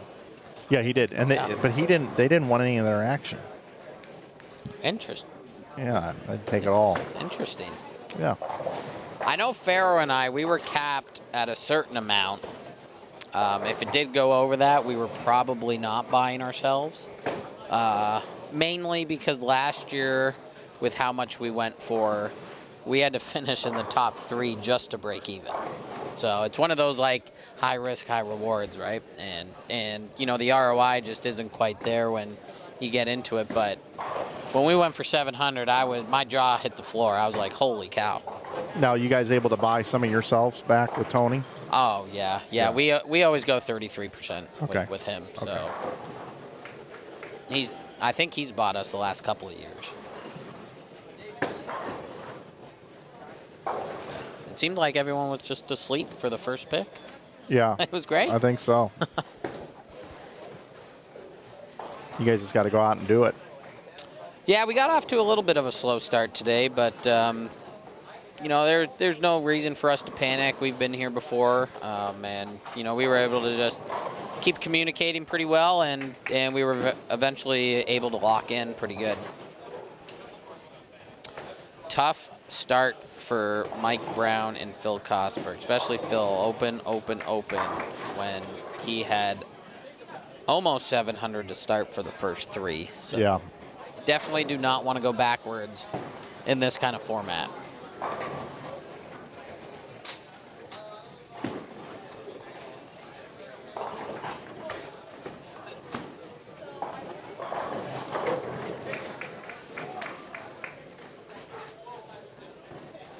Tyler, your order's ready. Tyler. Football season right around the corner. Speaking of football, my girlfriend right now went to Florida with her mom. Well, I'm a Bucks fan, okay? Never been to Bucks Stadium. So I get a text message. Raymond James. I get a text message from my girlfriend. And look where she's at. She's at the stadium that I've never been to cheering on my Bucks. And I'm like, Wow. I couldn't be more proud of you, but I'm also very jealous. Wow. And of course, they're playing the Chiefs. Yeah, they You know, are. the town that I live in. That's wild. I might be going to the Chiefs home opener on Monday night. Have you ever been to Arrowhead? No, I haven't. Oh, buddy. Good time. Arrowhead gets very loud, especially a home opener.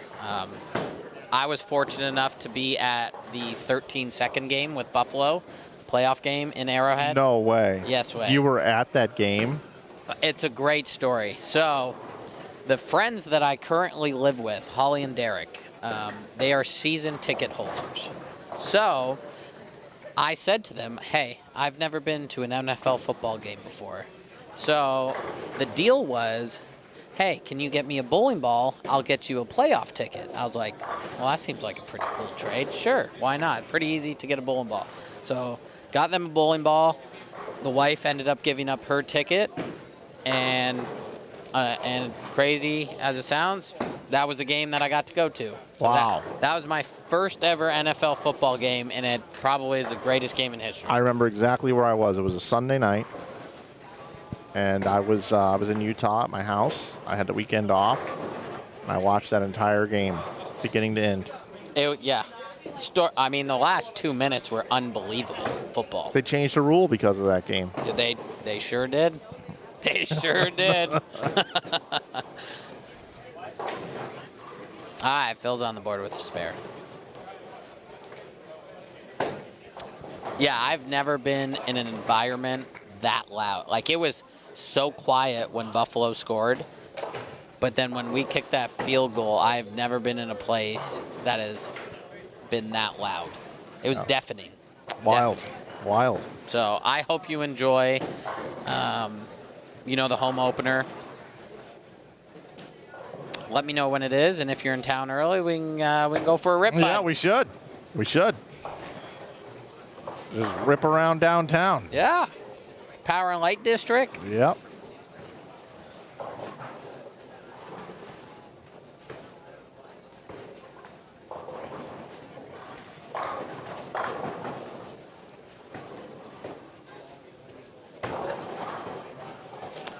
Terrible break for Mike Brown and Phil Cosper are struggling this game. I have always found that this high end, very tricky sometimes. They can hook in a lot of different places that can confuse you. And that's where the finals are, down on this end. Yeah. Yeah, I remember last year making a huge move, and I don't even know how far left I was standing, but it was pretty far. Oh, let's see. CJ Petrin in the chat. Never heard of him before. Love me some CJ. So he gave a super chat. Oh, okay. Yeah. And he says, Zach, can you say, let's go Atlanta Falcons? Oh, my gosh. Well, CJ, the only bittersweet thing about this is I took about, I think it was almost $50 from him this weekend so far. So for that reason, I will say go Atlanta Falcons. Okay. Okay, whatever you think, brother. You're the boss.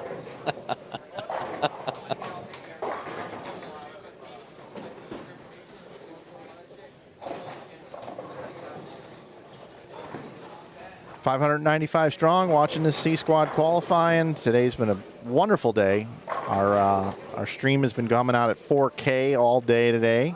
Looking good. We got a great internet connection, great host here at Enterprise Park Lanes.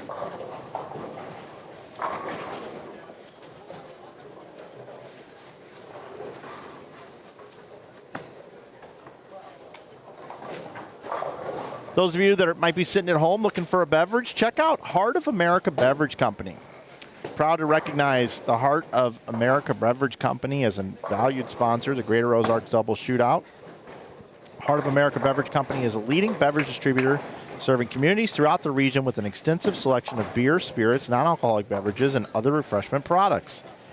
They partner with retailers, restaurants, bars, and entertainment venues to provide dependable service, trusted brands, and exceptional customer support. Their commitment to quality and community involvement has made them a respected name in the beverage industry. Please join us in thanking Heart of America Beverage Company for supporting bowling in the Ozarks and helping make this tournament possible. We appreciate their partnership and commitment to helping local events and communities thrive. Awesome.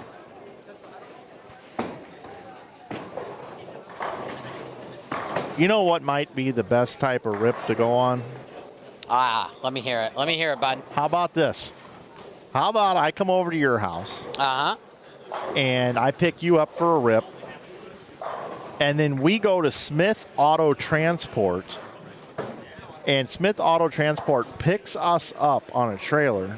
We continue to stay in the car, and they take us wherever we want to go, because what they do is they are a trusted vehicle transportation company specializing in the safe, reliable, and efficient shipping of cars, trucks, SUVs, motorcycles, and specialty vehicles across the United States.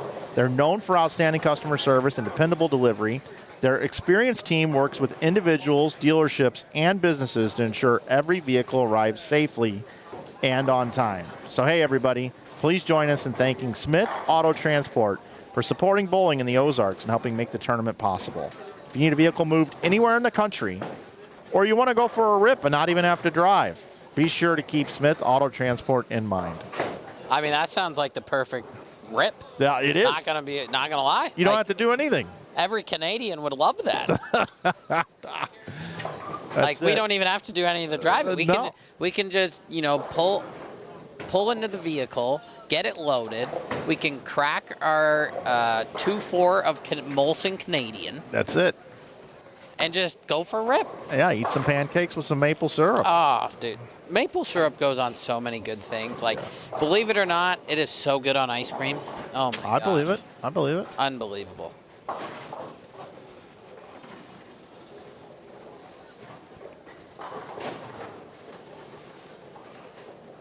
Brandon Rock, 6 in a row. Yeah, he's really the only one kind of stringing something on this high end. You know who I'm kind of missing this year now that I see that Rock name? TJ Rock's not here bowling, and neither is Ryan Barnes. Yeah, I'm not. Did they go overseas early? I don't know. I know Ryan's going over there. I can't confirm if TJ is or not, but TJ is definitely trying to make himself one of those, top rookies. Got his card this year. Definitely learned a lot, and I mean, he made Team USA this year as well. Yeah. This is a tough year to be a rookie. This might be the strongest rookie class besides my rookie class, because when I went on tour, Francois ended up winning, I think, twice, and one of them was the U.S. Open. And then that was also the year Graham won. He was the first ever Canadian to win. Right now, if you had to put together an all-Canadian team, who would be on your all-Canadian team? It could be anybody. Okay. It's got to start with Bill Rowe. Got to start with Bill Rowe. Probably one of the greats. He's one of my best friends. Bowl a lot of doubles tournaments with him. Got to be Dan McClellan.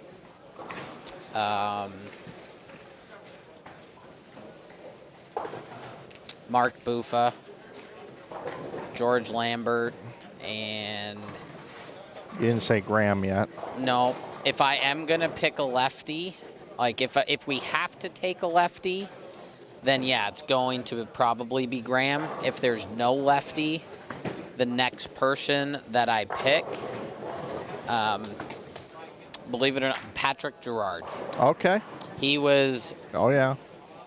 that man never practiced, never bowled, but every time he came out here, it always seemed like he made a show. Yeah. Every time. And his ball roll's so perfect for every environment. He's so forward, but so powerful.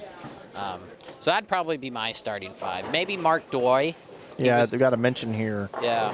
Mark Schatz as well. Okay, yep. Or Don Schatz. Yeah, Don Schatz, yeah, that's Ketten's dad. Ketten's a good friend of mine back in Canada. We got scores after 3. Let's take a look at them. Grammer and Gromovitz still lead. They only bowled 468 the last game. Shake that off. They are at, do the math here, 288 over.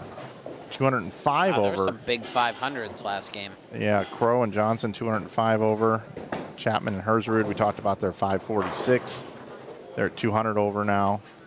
Lloyd and Siders, pretty steady here the last couple games. 183 over. Oh, look, Alexis Runk, bowled 257. How about that? Congrats to her winning her first That's ever awesome. title. That was awesome. Brandon had 277 that game. So they're up to, what is that, 5th on the squad? 5th on the squad. 5th, yeah. Boxty and Alexander are 6th at 168 over, 146 over. 7th is Kendall Martin and Boog Kroll with 506 the last game. Eric Jones and Biondo, 388 the last game. Going in the wrong direction here. They're 133 over. Mike Brown, Phil Cosper, 132 over. Yeah, they're going the wrong direction too this game, unfortunately. Yeah, Bowers and Rock are at 117 over after 3. Murphy and Bolds are 102. Scores are lower. Yeah, I'm not sure if it's just the, how many times they've run them or just, the different variety of styles now and the re-enters. So some of the re-enters, they might start further left based off what they saw earlier.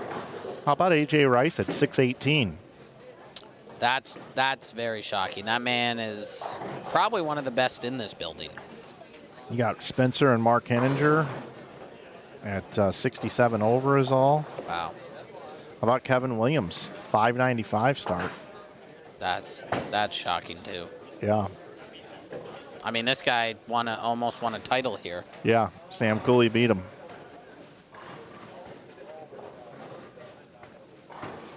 Anyway, scrolling through all the scores here for those of you that want to see the scores. You can also check them out on the 12K Greater Ozarks Facebook page if you like. Well, you got me for a couple more frames, Mike, after this game. I'm going to get some rest for tomorrow. Sounds good. Definitely a much earlier day for us instead of bowling at 1:30. So yeah, this old man needs a little bit of sleep. Well, I appreciate you coming by for a couple games of cutting it up here a little bit. Yeah, it's always fun getting in the booth with you. Love what Inside Bowling does. Love talking the game of bowling, and obviously we love the support that the chat has. And if you haven't, go hit that subscribe button to Inside Bowling on YouTube. Sean Daniels writing in saying, did you really just pass up Francois on the All-Canadian team? I did. I don't think people realize how good some of these Canadian bowlers were that they just never went to the PBA. They just didn't want to. Yeah. They were making too much money elsewhere. I mean, here's another name that I kind of forgot, Craig Woodhouse. Okay. Like, I don't know how, he probably wasn't the best talent-wise, but knowledge-wise, Craig is very smart. Like, he taught, he was very good with, I think it was Costa Rica? It was one of those teams down there where Ami Guerra is. And, that was his person. I got a Canadian name for you. Okay. That I don't know if he continued bowling very long or not. So you may not even know this guy. But I remember going to what was called Youth Masters and Collegiate Masters, which is not the Gary Beck events. These were at Capri Lanes in Dayton, Ohio. Okay. And this is in, they started in the 80s and into the 90s. and I bowled in the 90s, and it was on really old wood lanes, just burnt up, dude. These lanes just hooked. I mean, people complain about the fronts hooking now. This was like, this is like throwing it through a swamp in the front, like really, really crazy. But man, what a great tournament! And the guy that owned the bowling center put all these flags up of all the different countries represented and stuff, and like, it was a big deal. Okay, and I remember going in there, and he would do these crazy announcements. Like, he just hyped up all these junior bowlers, like big time. Cool. So I'm in there the very first time, from St. Louis. I mean, it's a long drive. It's like 9 hours. Yeah. St. Louis people, we kind of just bowl on house shots and stuff, like we don't really get out of our area. Correct. Whatever. But me and a couple other guys went up there to bowl this tournament, heard about it, and I'm like 16, whatever. And all of a sudden, we're in there on the Friday night squad thing or whatever, and this guy starts with his announcements, okay? And I felt about so small because he had no idea who I was. There's no like rep sheet on us. He's got a booklet that has all these players that have signed up in advance, and he's got little bios on everybody. He's done his homework. And like, I'm not even in this book. My buddies aren't in this book. I guess we were too late. Like, we didn't know to sign up in advance or what. Not that I had much on my bio. Yeah. Boog's waiting for the lanes to come to him. Averaging like 180 the first two. 180, 180, 250, 250, 250. Then we get that white ball and just boom. So this guy is talking up, and every time he talks about somebody from Canada, it's like his voice just goes to another level. And from Canada, right? Like, and so there were two guys that he was hyping. Okay. Hyping two guys. One was Lambert. Yep. Okay, George Lambert the fourth. Like, yeah. Not George Lambert. George you Lambert always the had to fourth. emphasize the The fourth. fourth. George Yeah. Lambert the fourth from Canada. Like, Yeah. and I mean, we were like, geez, dude, get a room. Like, obviously. So, but the other guy was a lefty from Canada. Do you know who that could have been? Okay, so I'm going. It's Lambert's age bracket. Yeah, so I'm thinking there's a couple that I know. So Okay. The one that comes to my mind, he's a very good friend. We actually just texted last night. Art Oliver Jr. Not him. Okay, so if it's not him, my other guest is Guillaume. Nope, not him either. Dang. All right, I'm fresh out of guesses. Ryan Kloosterman. No idea. That's what I mean. I think the guy just fell off the face of the earth. Yeah, I'll have to text my boys back home. Send a text. Say, hey, I'll send. Somebody's bringing up Ryan Kloosterman. I'll send. God, who would? It's 00 on the Kloosterman, by the way. Actually, I'll text the guy who might. Joe Kayak. He knows everybody. Okay, Ryan. Say, hey, Ryan Kloosterman. What do you know? And then I'll let you get out of here. Ryan, how do you even spell Kloosterman? Klosterman. Kloosterman.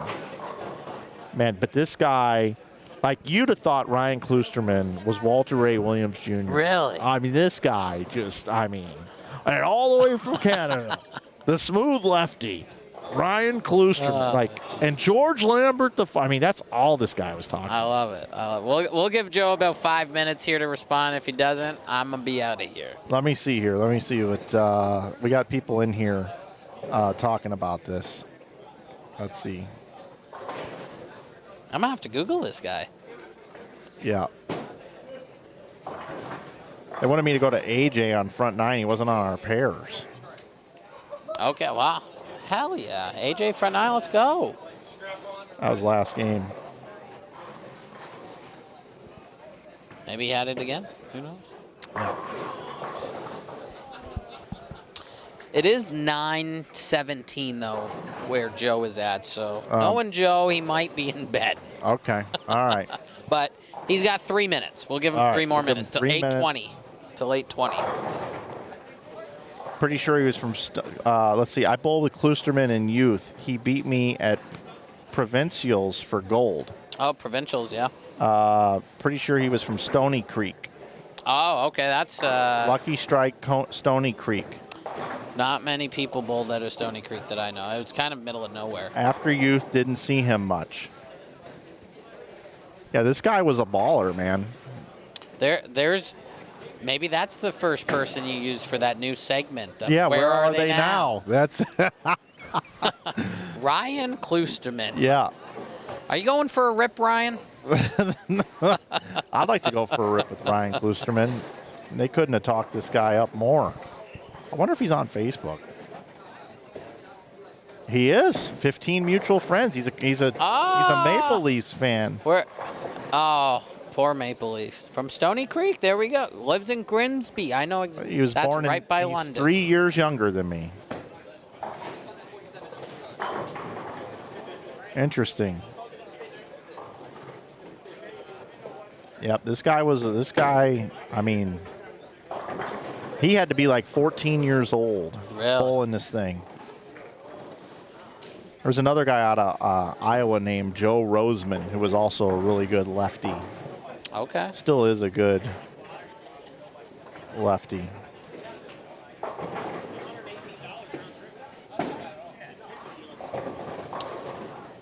It doesn't look like he's on Facebook much. No. Trying to get a... Love soccer. Does like him some soccer.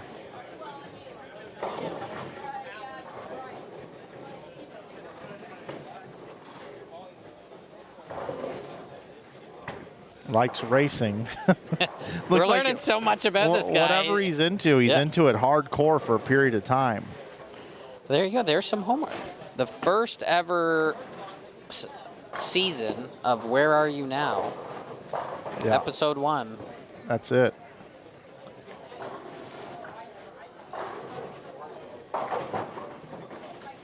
Interesting.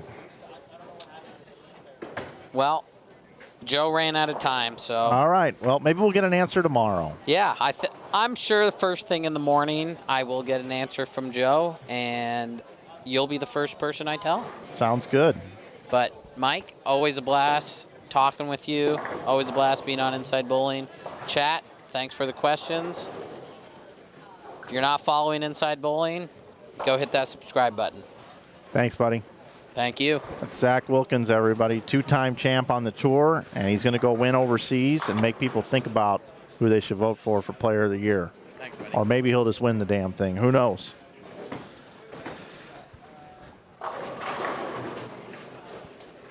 I got to change the graphic. I will stay here. I see the note there in the chat about hanging out here. I'm good with that. As a matter of fact, I'm going to stretch my legs for just a moment, so we'll hang out here. I think the cut will be over 300 over, but I don't think it's going to be 357, which is what it was coming into this block. Stretch my legs. I'll be back in just a minute with more continuing coverage here from the 2026 Greater Ozark Doubles Shootout. Seth, your order's ready, Seth.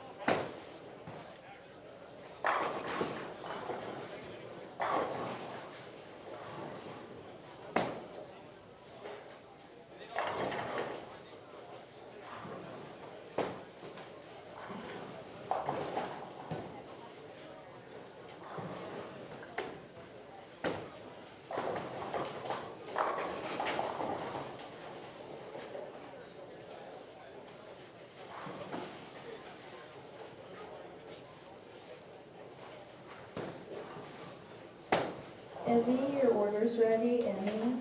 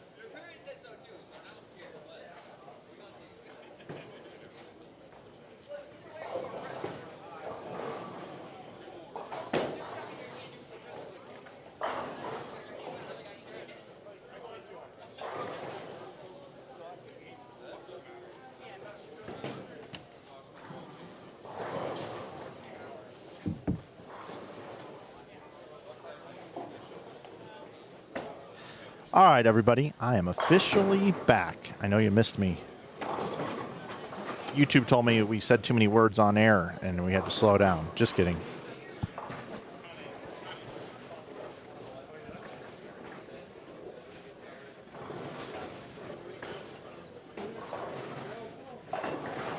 Game 6 coming up here. I have a Game 4 update. Let's look at that together, shall we? We shall. Shout out to Adam the Woo. Gone too soon. All right, here we go. Grammer and Gromovitz, after 4 games, were 324 over. 271 over is Boxty and Keegan Alexander with 503 that game. Eric Jones and Biondo come back with 511, 244 over. Then at 236 overs, Alexis Runk and Brandon Runk. Brandon's bowled 987 to start. Is that high in the building? No. Jake Boxty has 993. Oh, and Austin Grammer, of course, had 1072. That's monstrous bowling out of Austin. Chapman and Hersrud are at 235 over. Cam Crow and Dre Johnson are 221 over. Followed by Murphy and Bolds, bowling at 505 that last game. 207 over. 199 over is Brett Lloyd, Kendrick Siders. Then you got Kendall Martin and Bud Kroll, 183 over. AJ Rice, Bryce Oliver, 165 over, followed by Zeke Bate and Tony Throckmorton at 146 over. 144 over is Ryan Powers and Brandon Rock. Kevin Williams and Tim Barrett are 112 over. Britton and Harper, 110 over. Robars Henninger, 89 over, and so on. So scores a little bit lower here as we go down as a group here. See Massey and Benz are 77 over. I'll run through all the scores for you. So you guys don't all have Facebook to get the scores, but I do scroll through them here, and you can always pause the screen or go backwards in time and look at these scores. Okay, keep rolling here. Game 6 and 7 up next. Should be done before 10 o'clock.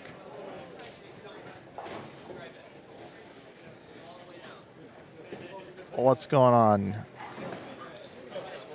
Suggestion above.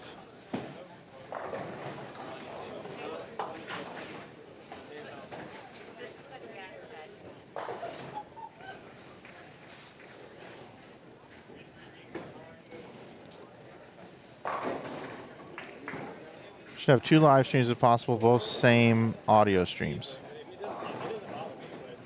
Both same audio, but the video streams flip-flopped.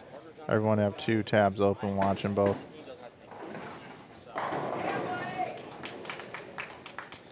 Yeah, I feel you on that. It would work here. I could do it here. Definitely.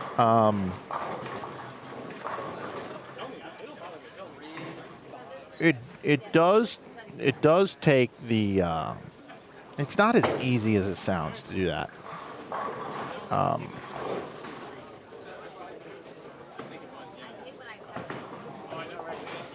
There's a lot of work that goes involved in building out these streams. There's a lot of different layers and a lot of different things, and if I added a second one, then on the main, I'd kind of be forced to just be one way, and on the secondary channel, the other way.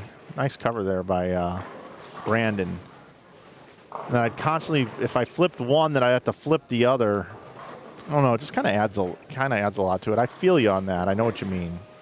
You want to be able to see more. I mean, I really want to be able to, do the whole building, but you got to have a MacBook, and you got to have a camera, and you got to have a tripod, and you got to have cabling, and you got to have a Camlink 4K or a Blackmagic converter box.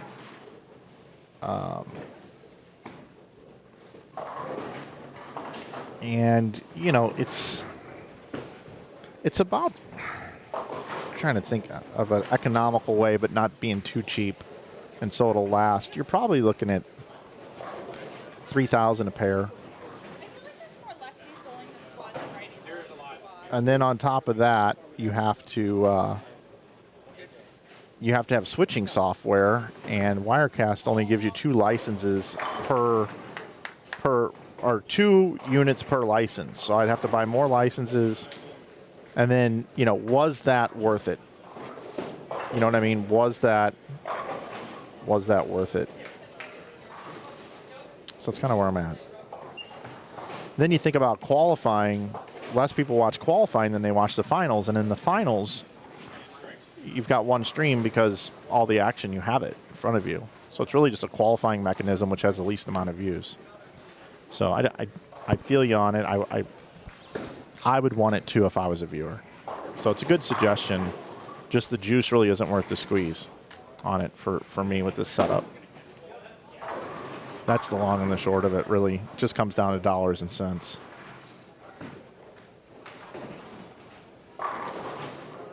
Nice shot there by Alexis Runk.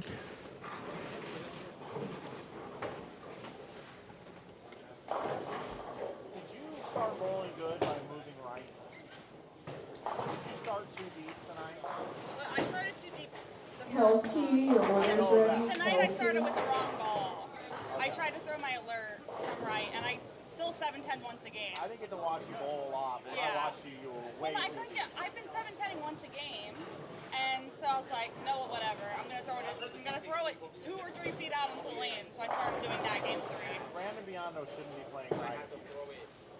He does this little fudge release thing. Well, the thing is, I never got far enough right. Yeah. Like when I was like 11, my ball hook when I hit the lane. Yeah.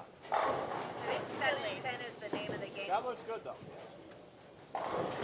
Okay, I was just talking to Alexis about her lane play a little bit. Of course, it's easy for me to sit here and tell her what to do, but I just noticed that earlier today she was way too deep, and I just watched her last shot split the 8-9. I thought it was great.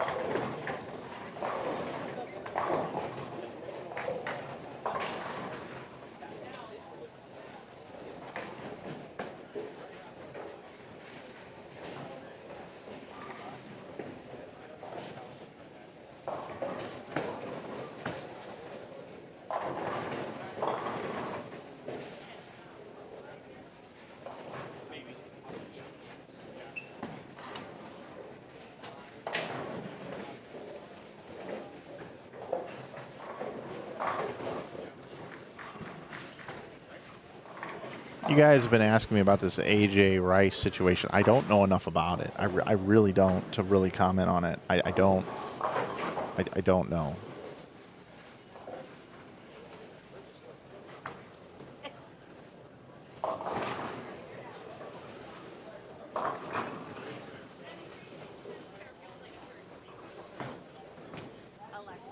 AJ trying to get things rolling here. Oh yeah, it's disgusting. Today, yeah.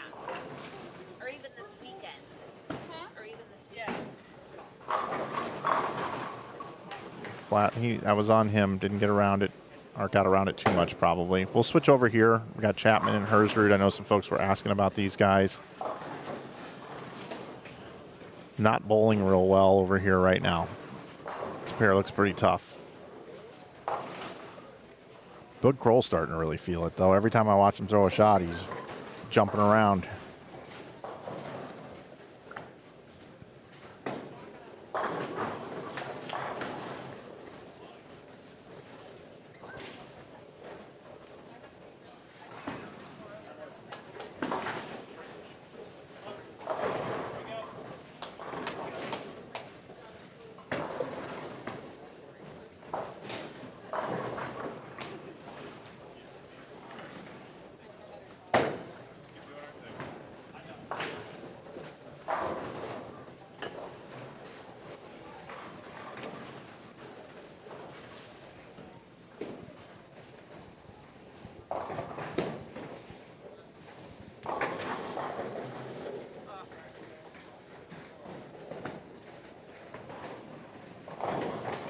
Darren Bloomquist wants to sit in the booth. Is he here in the building? He's more than welcome to come over and sit in the booth. I don't know where he is. Are you here, Darren? Earlier when you sat down, did you want to sit in the booth? Is this even Darren on the account or is somebody else on your account right now? At the beginning of the blocks, I have a lot of stuff to get to. I really can't really have anybody join me until about the 7th frame. There's just too much I go through. But if you want to come in and join me for the last game, let me know. The Kevin Magnuson says, nice to see myself not bowl like crap at one of your events for once. Yeah. No kidding.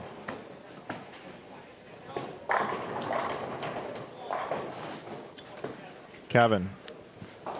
So, Kevin, I was going to talk to you about this in person since we're business partners this weekend. Tomorrow, Kevin, you got to do me a favor, bud. You got to let Darren control the tempo. You got to let Darren, you got to lean on Darren tomorrow to lead your team. And I'm talking about your demeanor. I'm not saying you can't be yourself tomorrow, buddy.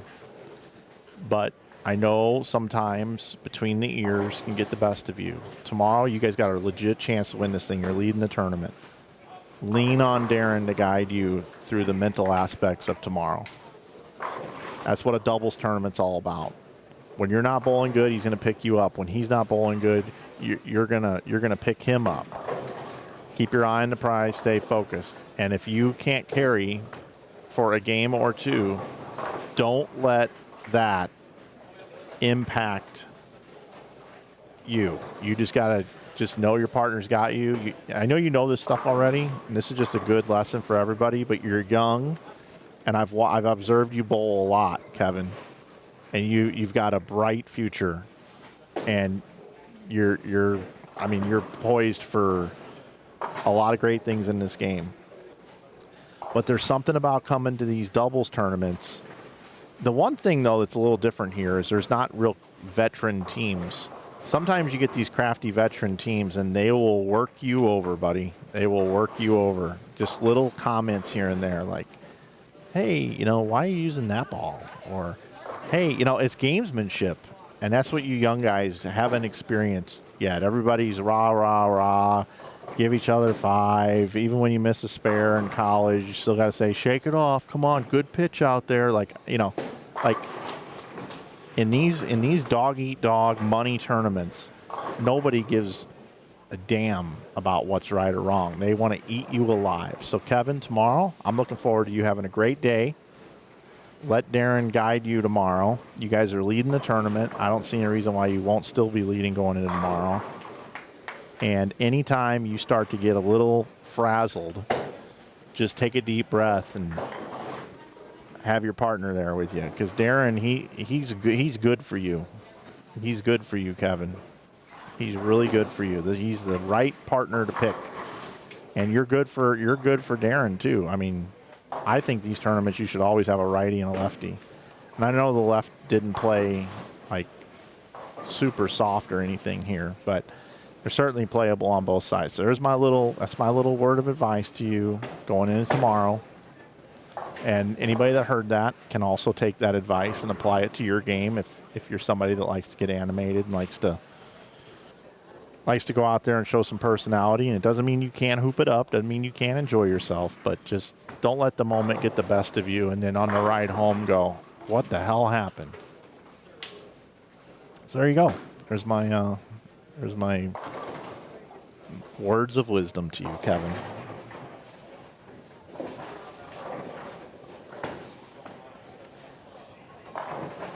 They're on their way to the booth.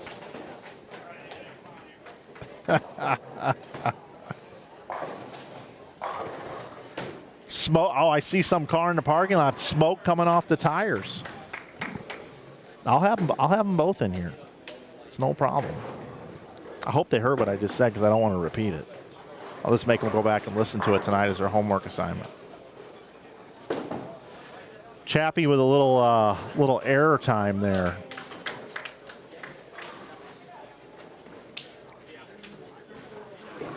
Can't get the corner out. I need to look at their score that they bowled earlier today. A-B combo. Chapman bowl earlier.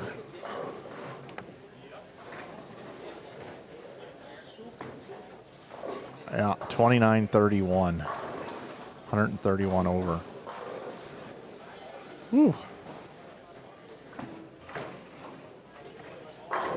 Game 5 should be coming in any minute now. There we go. Hey, pull up another chair. Pull up another chair. Yeah, let's do it. Get in here. Let's get after it. Yeah, you slide over here. Or, yeah, you go over there. You're the wrong one here. And then, all right. Yep, there you go. Perfect. These guys are pumped. And then there's a microphone somewhere over there by that. Yep, and then you'll have to make sure that it's, yeah, that's exactly right. The tournament leaders. They were given no respect. They were given no respect coming into this thing. No respect, these guys. All right, we good to go? Which side do you want to wear that on, buddy? Just bring that down. All right. These guys are, let's see, they are how much over? They are 33-31, so 531 over. Joining me now, they were listening, then they just drove over. They must be staying closely. Yeah. Darren Bloomquist and Kevin Magnuson. Welcome, boys. Thanks for having us on a short notice. Did you hear what I was saying about? I did. We were in the car, and you read his thing, and he was like, "I'm changing the directions. We're going." Yeah. So did you hear what I said to you though? Yes, I did. About you being. I mean, I love how great you are as a human being, and just your overall colorfulness. But man, out here when you bowl these men's tournaments against these dogs, man. You know, I've seen guys donk it off. I've seen it here in the past. Go back, watch some of the live streams. Look at what some of these other up-and-coming great youth bowlers have done, you know, coming into their first couple, you know, dog-eat-dog tournaments. They miss single pins for big money. I mean, it happens. So you got to lean on this guy right here. That's it. I think it's a good, connection between the two of us because I feel like he brings a little dog and I bring a little bit of the maturity of it. Exactly. That's why you're a good team. I was talking to Dupree, and he said that Darren looks too nice to put the edge on. That's good. Yeah. That's good. He doesn't wake the sleeping giant. Let's go back to when Norm Duke was bowling against Ryan Simonelli in like a best-of-7 match at Thunder Bowl, and Kirk Von Kruger gets on the intercom. Oh my God, I love this. And goes. Norm Duke trails by whatever it was, 120 pins or something. And Norm stopped and goes, "I'm down by how many pins?" And then he just ran over Simonelli. Ran him over. If Kirk Von Kruger doesn't make that announcement, I think Simonelli wins. I would agree. That's the stuff I'm talking about, man. That's what I'm talking about. But you guys bowled great today. Why'd you guys bowl so good? Well, for once, I listened to what my teammate told me to do. Okay. Yeah. I was in the wrong ball for 3 games and managed to shoot 650 with the 170. And then I grabbed the origin and got deeper. I saw everyone throwing Thane. And because I was told it's a house shot tournament, I didn't bring any urethane. So I was panic searching in the pro shop or something, didn't have anything, so I just started trying. What hand do you throw it with? I do use my left hand. Actually, no, I use my right hand on the other side of the ball. And you didn't bring any urethane? No. I mean, I go bowl a holiday doubles, you don't bring urethane to that. I understand. So it's a bold strategy. To be fair, I also bowled like crap there.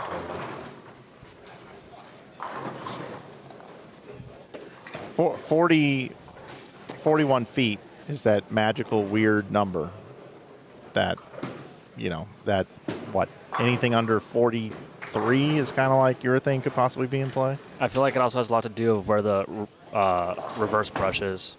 Oh, that yeah. determines a lot of things about urethane. Totally. I agree. I always think on patterns that are like, you know, 6, 7, 8, 20 to 1, whatever it is, the more you can attack the dry, you have an advantage over everybody else in the field. I agree. Built-in angle, playing the outside part of the lane. Anytime you got to cover more boards, go left to right, you're dealing with transition, or right to left in your case. I saw a lot more on C squad throwing urethane than I did on A and B. So I thought that was kind of a different strategy tonight, at least. I don't know if it made it easier or harder, but the lanes are harder tonight. The scores are lower tonight as a field. Really? Yeah.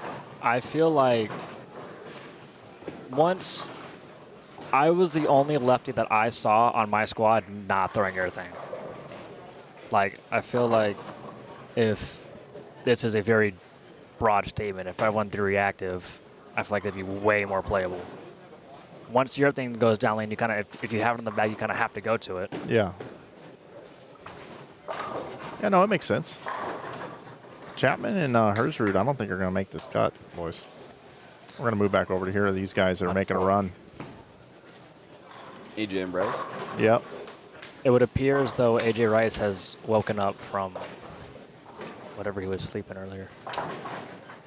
All right, let's take a look at the scores. Rolling in the squad. Here we go. I can't see that. I know. I'm going to read them to you, bud. Thanks. All right, Grammer and Gromovitz are 374 over. Then you've got Runk and Runk at 347 over. Then you've got Boxty and Alexander at 337 over. Then at 306 over, Eric Jones and Brandon Biondo. Then at 278 over, you got Crow and Johnson. At 268 over, you have Lloyd and Siders. At 249 over, you have Chapman and Herzrud. What's the cut placement? I don't know if they announced it earlier. Like, how many are they taking? Yeah, I'll get to that in a second. 239 over, I said was Rice and Oliver, right? Kendall Martin and Book Kroll are 232 over. So right in this range here, you know, this particular squad, they have 34 teams. So if you cut 1 and 4, and if you were just this squad only, that's what, 8.5? 8.5 teams. So 1, 2, 3, 4, 5, 6, 7, 8.5. Let's take Kendall Martin, Boog Kroll. They're 232 over with 2 to go. So they're not pacing to get to 300. Maybe right at 300, not 350. If we go back and we look at earlier today, which I have up on the screen, and you've got a total of 60 teams, 61 teams on here, and you take 15. 15th earlier today, before coming into the squad, was 357 over, 357. We're not looking like it's going to be, you know, eight teams getting to 300 over is going to be like close. So this 31-15 number between Robarge and Henninger might still have a chance, which is 315 over. It might have a chance. 315. It's going to fall between 315 and 350, this number. And unless there's a bunch of big scores here, it's going to be closer to the 315 number. So with 60 teams earlier, 61 teams, and 30, I think it's 33 tonight. It's 94 teams. They take 1 and 4. What is that, 24? Yeah, roughly. 23 or 24 teams. I didn't get the exact count. I'm assuming they'll round up. Possibly, yeah, probably. I don't know for Square sure. round number. So anyway, so this number is going to fall between that area. God, urethane looks gross. I feel like I missed out on a fun time. It's always fun throwing urethane. So, but this Bryce Oliver, AJ Rice game here is a nice one for them. Let's see where that's going to put them. 509. Gives them, what, 340? So 509 Rice. They were 239 over. So now they are up over 300. Or 348, sorry. Yep. 348. Yep, 348 over now. That game right there just got them to 348, which gets them in the cut. With 1 to go. With 1 to play. Yep. They just got 55. Grammer was bowling really good too, I think. Yeah, Grammer's crushing it tonight. Runk and Runk were 347 over. Brandon's bowling good tonight. Alexis is bowling better than earlier today. She just bowled 279 the game before. But yeah, Grammer bowled 289, 276, 258, 249, 226. Jeez. Good bowling. Yeah, pretty insane. Bostic and Nair just had 479. Jones and Biondo had 481. Anthony Simonson is down by 42, he says. Cuts the lead to 42.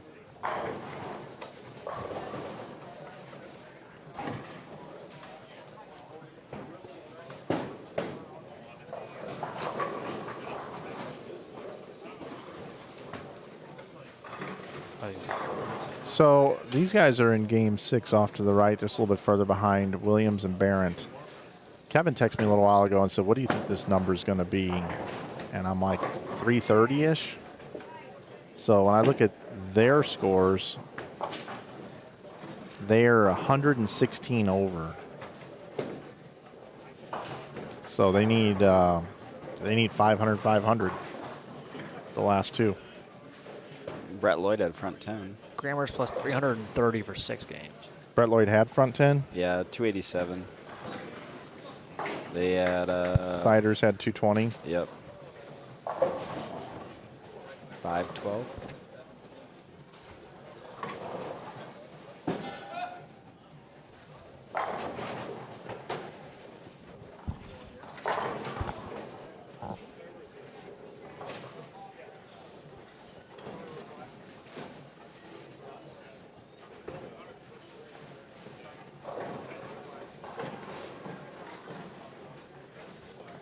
They're at 380.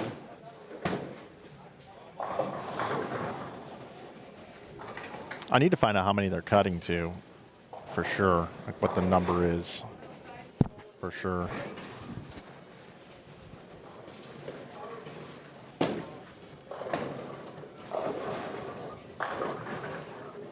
Alex Pseudo said you're wrong about finishing by 10. I am? So they claim. Okay, this is game 6. It's 9:10. Unless he's thinking about East Coast time. Why wouldn't we be done by 10 o'clock?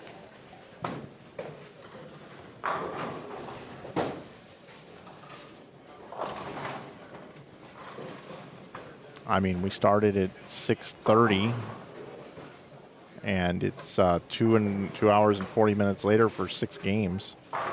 It's pretty quick. It's less than 30 minutes a game, so I think we're getting done before 10 o'clock. Can you see that far? I can't see. For Keegan and Jake? Both.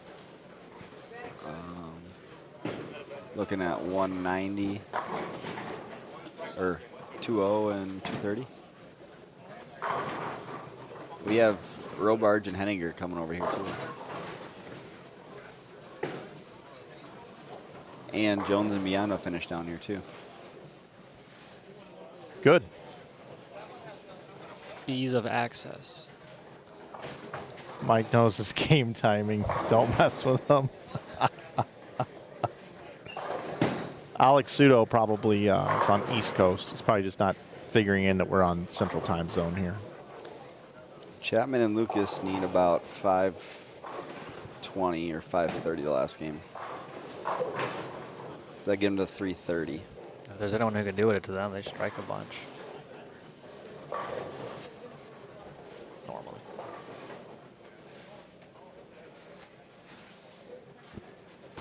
Robarge and them can get to 460 almost here. Yeah, 469 it looks like.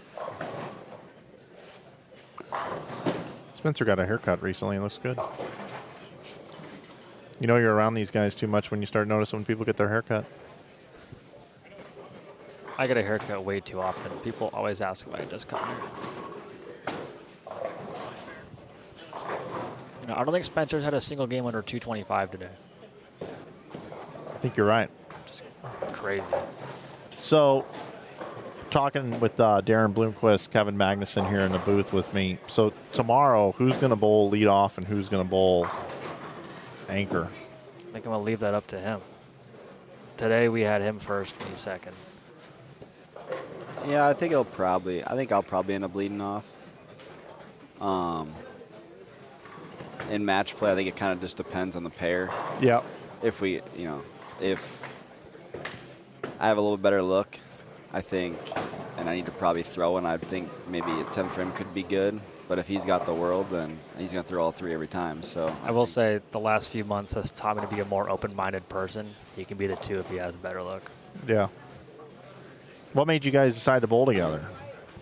So I had a couple people I reached out to, and none of them were really able to make it. One guy's having a wedding. Yeah, Belmo couldn't make it over, and EJ was busy. Blake Walsh couldn't make it either. He was he doesn't get back to school until the 30th, so unfortunately he was out. And I was kind of looking. I was trying to get a lefty just because I know how well the left is here in this building. Yep, that's what I would do too. And I reached out to him, and luckily his partner that he was going to bowl with wasn't able to bowl, and so I asked him if he wanted to bowl, and he was all in 100%, and I booked the hotel room and put the deposit down in about 10 minutes after that. So I was super excited to get to bowl with him.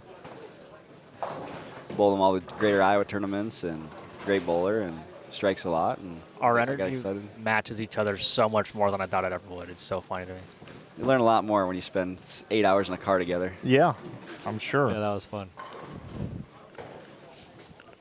What did Darren? What's something you learned about Kevin on the way here that you didn't know? Ooh, that's a tricky question.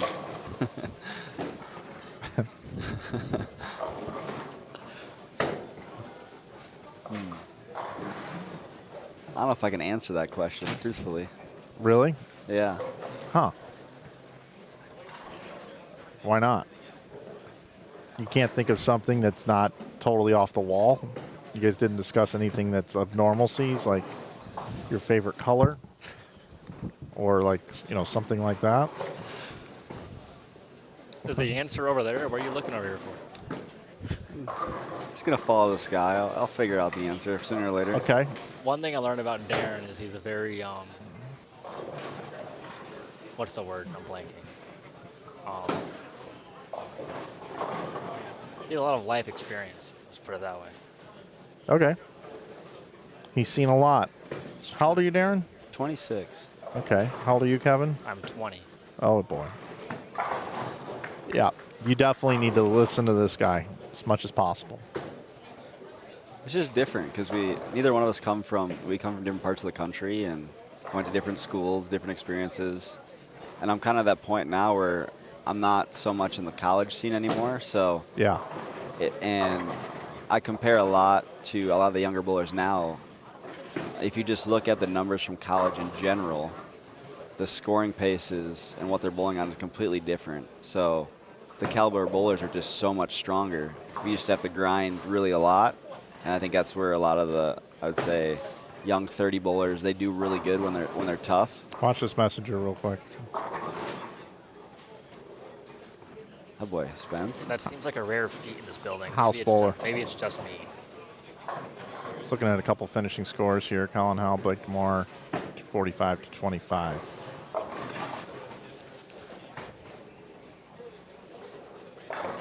Yeah, I think it's, it changes every 5-6 years. Mm-hmm.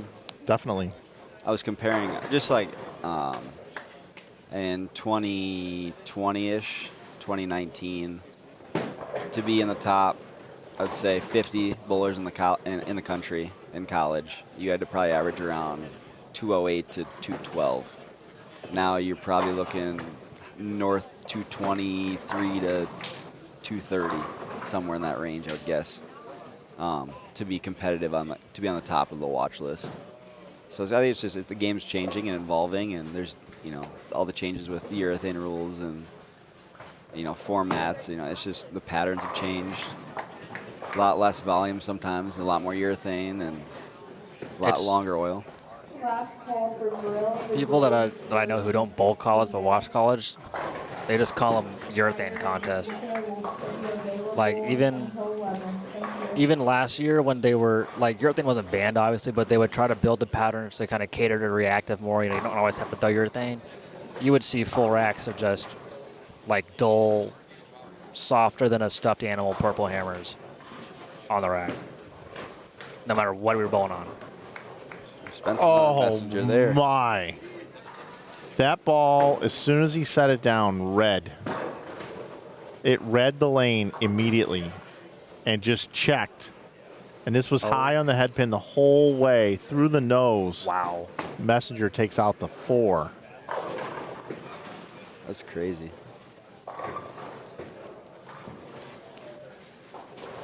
For reference to your average thing, I think I was ballpark 204, 205, and I was like 120th or something. Do they still do the field average thing? Your average against the field? The differential? Yeah. Yeah, I think they still do that. That was a collegebowling.com thing back in the day. Did they ever update the college bowling for statistics where they were tracking a lot more than just averages? Yeah, I have no idea. They were talking about that a while back. Andy Dirks and them were saying how they were going to change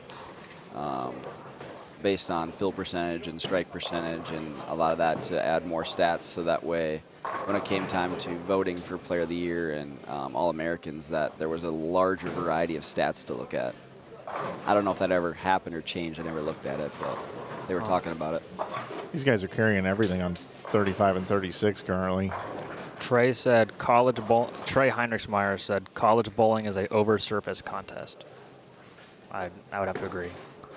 Very accurate. I definitely learned, I think, Eric Jones 210 or 3.7 and then 7.9 back to back here. Yep, light both times.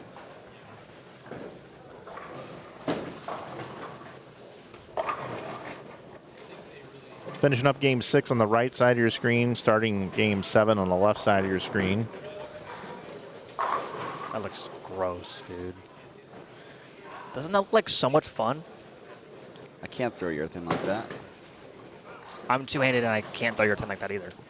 So,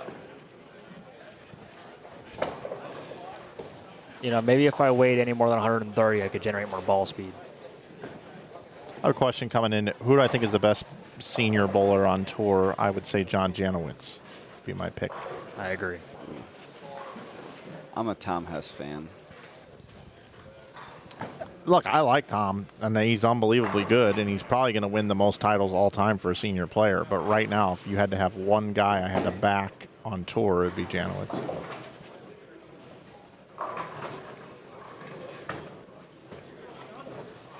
He just has really good touch at the bottom. He can manipulate the ball to do so many different things. If you flip-flop Tom and John's ages, I would take Tom. It's just kind of an age thing, I think, there. Not to call Tom old or anything, but just Janowitz's win percentage, I think, is the highest in PBA Tour history. Oh. That was nice. Let's watch it again. That was gross. Kevin Williams playing about the 5th arrow. That's how I was playing him. Thankful I did not do that today. Oh, no, I did it once. In the game, I shot 172. Another one, Eric. Yep, just keeps coming in light. It's because it's not a urethane ball. Is he still throwing plastic? He started with a T-zone. Sounds like a bomb going off when it hits the pins. It sure does. Tim Barron can be in the 220s.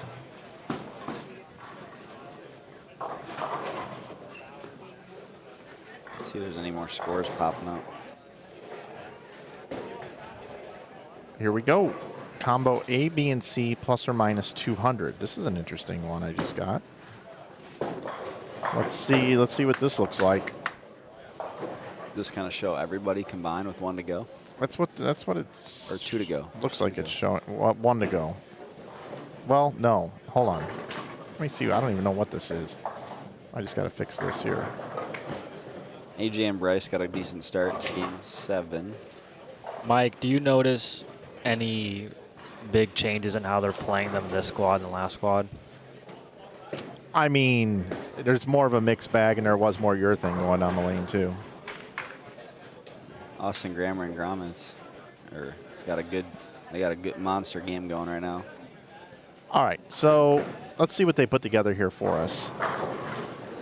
So this is plus or minus after 5.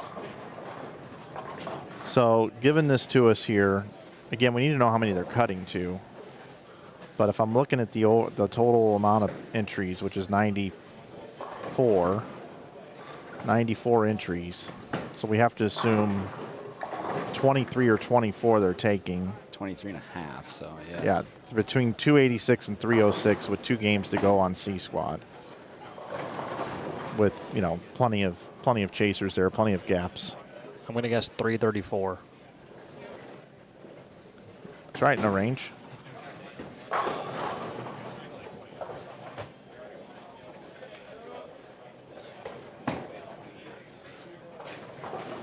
I'm going to leave you guys here for a second. You guys can do whatever you want here. I'm going to go find out how many they're cutting to exactly. Go for it.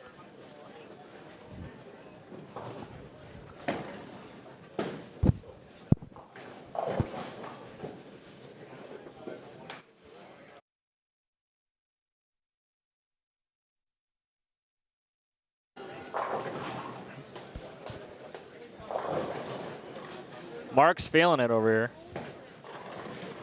Brett and Kendrick, 270 and 250 pace right now. They also got a monster going. They're down on 22. You know, I'm going to call that right now. Lucas and AJ are going to make the cut. I have high faith in them.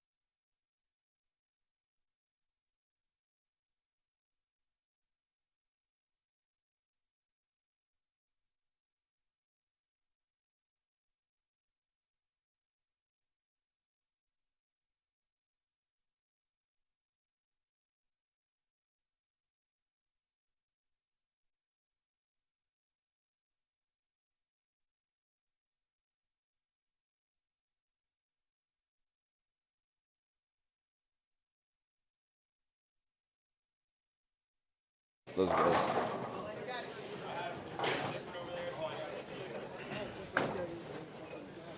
Austin and Tyler might catch us.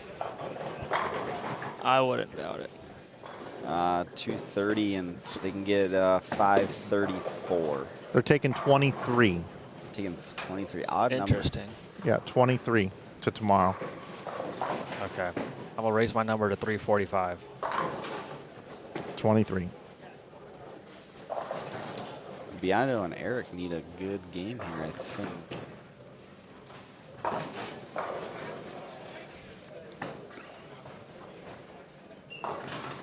What do you leave? 6-7. Spencer and Mark got a good game going. Mark was trotting them off here. Both up front 5. Yeah, I mean, everybody's pushing here. A lot of big games coming out right now. Mark and Spencer made a pretty good game, too.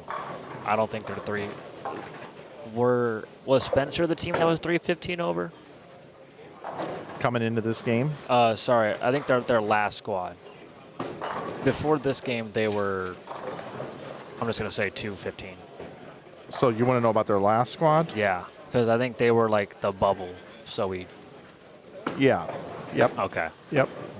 And then Biondo and Jones were 315-ish, I think, from their first squad 57. 357. They both A squad. Yeah, 357 over. Yeah, so that's enough. That'll be enough. Yeah, for sure.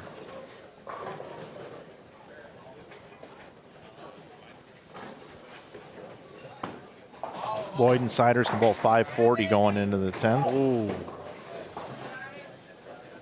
That was close.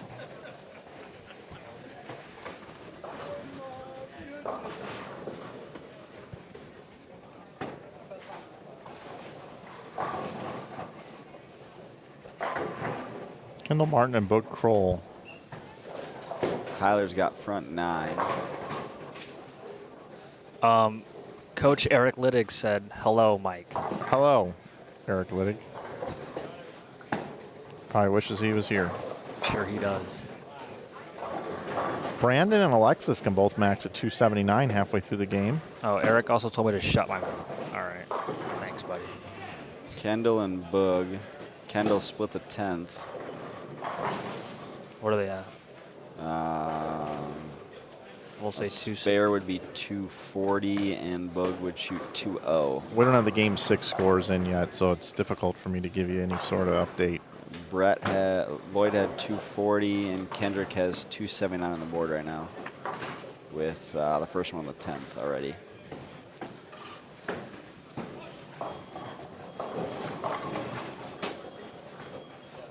They were 268 with 2 to go. Lloyd and... Yep, Lloyd and Siders. And they shot, I think, 500 the last game, I think. Oh, well, then they're soaring up. Yeah, they're going to be about, if Kendrick strikes here, it puts them in the 500s. They're probably going to be 490-ish range, I would think. Without knowing the exact numbers. Yeah, all right, they're going to be in the 500s. Yep. Henninger's ball never saw it. Boxty and Alexander got a pretty good game going into the first 5.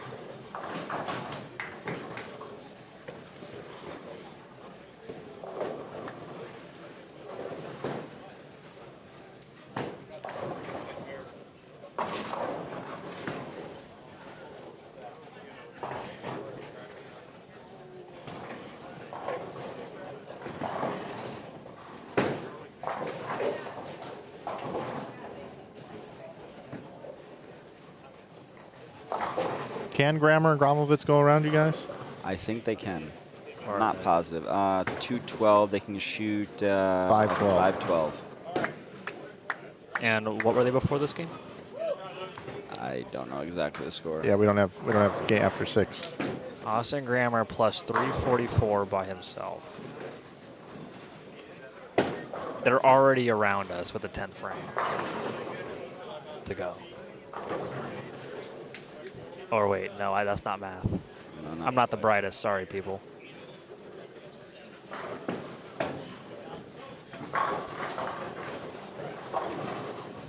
Eric's happy he threw a double. 275 for Nair. That puts him. That's his 216 over himself. Charles is done.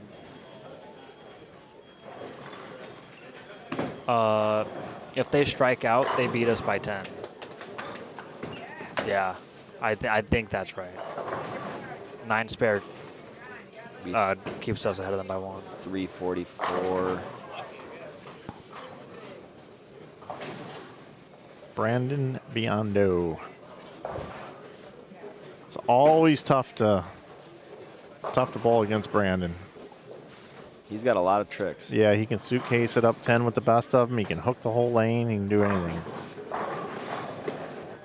Victor, your order's Wow, ready, that is Victor. loud. And you got a headset on. Yeah.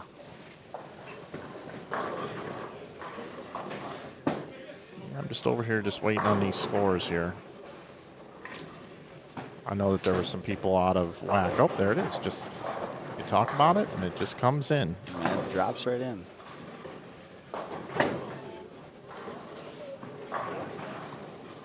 All right, here are our scores. This will give us a true indication of what's going on. So 529 over, is that right? 28-29, so no, 429. 429 over is Grammer and Gromovitz. Strike takes the lead, 9 spare. They're in second. I think under that or second. Gromovitz working on 300 still. Yep, front 10 right now. Okay, down on the other end. Alexis Runk and Brandon Runk have got themselves to 89. They shot 501.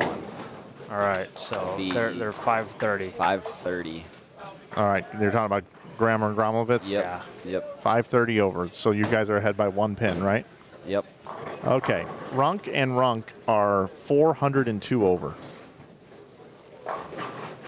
That's awesome bowling by them.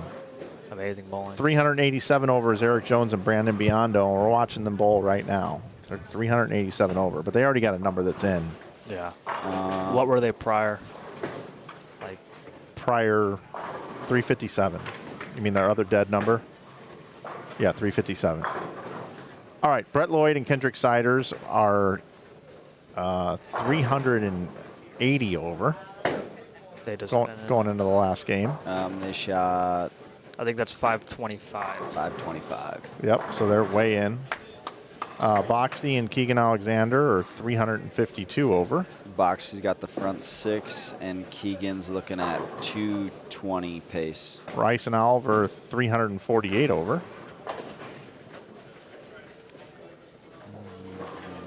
And then there's a giant drop off after that. So that is 1, 2, 3, 4, 5, 6 teams, 300 over or more.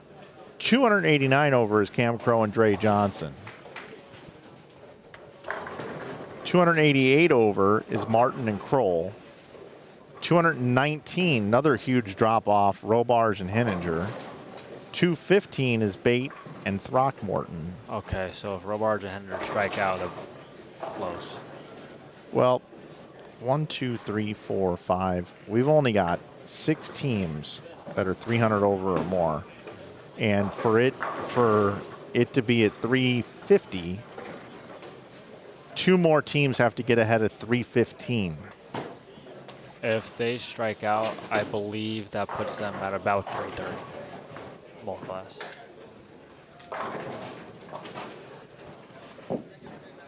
So that's where we're at. That's it. So yeah, big finish here for Spencer and Henninger. Rice and Oliver, 230 and 190, 238 and 195. So 433. K-Day asked, what do the R's mean? Re-entries. Re-entries.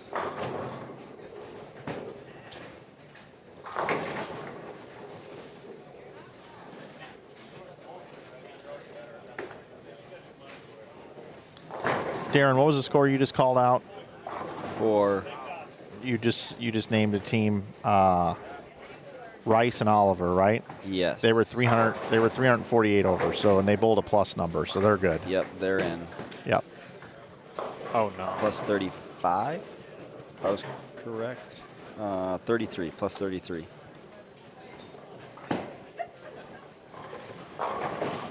Robars and Henninger are 219 over. Robards a split second shot of the 10th. Yep.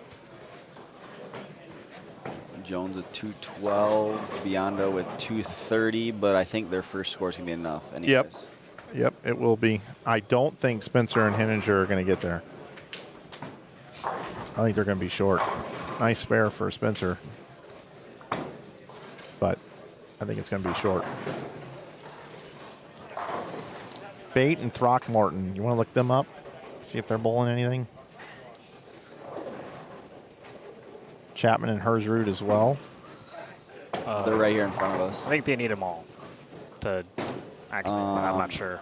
Bate and Throckmorton, 245, 178, so 20. They won't be able to get there. They were only 215 over. Yep. Runk's going to shoot. Alexa shot 258. And yeah, they're in by a mile. Another plus 70. 80. Did they get to 500 over? I think so. What, Massey and Benz, they got any massive game going? I mean, they would need a massive one. Same with Murphy and Bolds. Cam and Dre Johnson are struggling a little bit this game. Kendall and Bug went plus a few sticks, plus 20 maybe. Bolds and Murphy, plus 10. That's it? Yep. Yeah, they're not going to make it. Binns and Massey, 260, 220. With Massey just split. All right. Yeah, they're not going to get there either. Yeah, Robard and number 9. Well, if I take the A and B combined, let me see something here.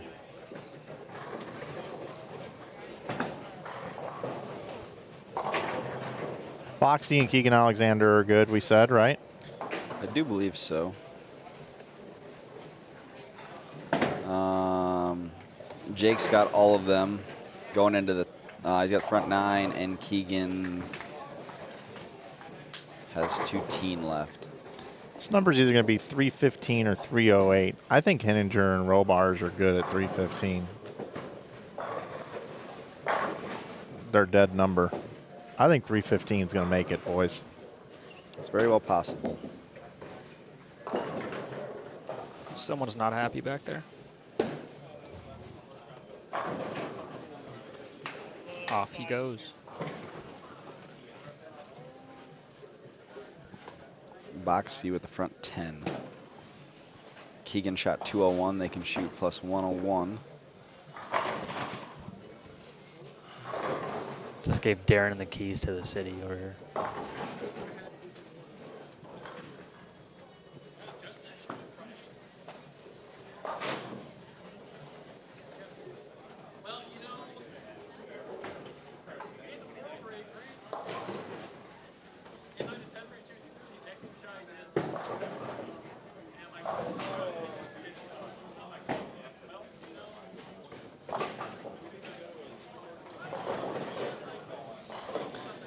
Boxkey can finish out for 289. That gives them 490.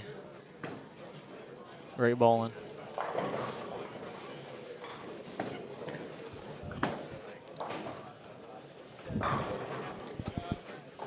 Jones and Biondo with 438 to finish out.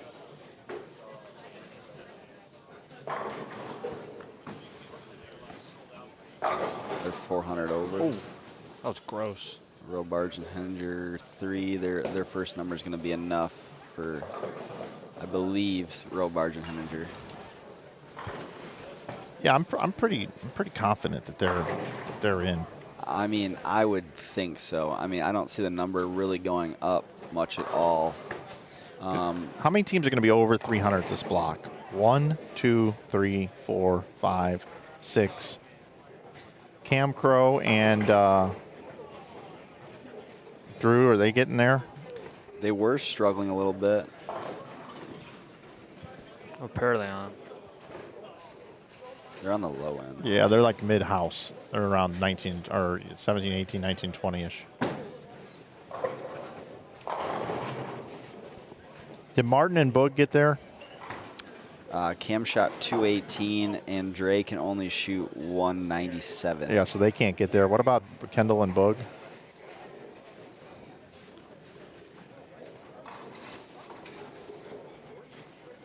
It must already be done. Oh, I think I got him. Boog bowled 182. Kendall can bowl in the 230s. So that's not enough either. Rice and Oliver, yeah, I think we already said they had enough. 173. 2, yeah, that's 381. Champion Hersrud? Not going to have enough, I believe. Okay, so we are looking at 1, 2, 3, 4, 5, 6 teams are going to bowl 300 over on this block. That's it.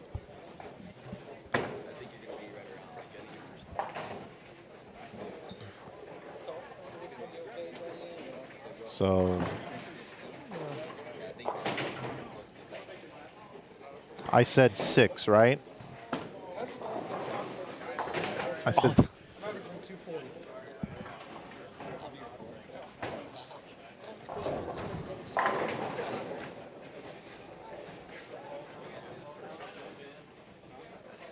Wow, they fell apart quick.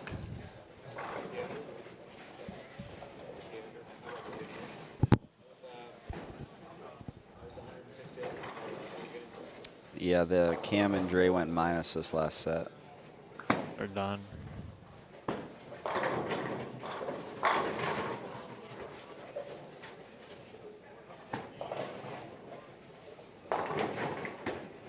Tim and Kevin, you can get to 230, which gives them plus.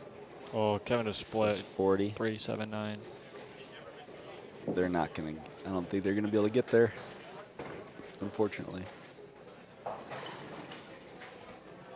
Kevin with 220 on the board.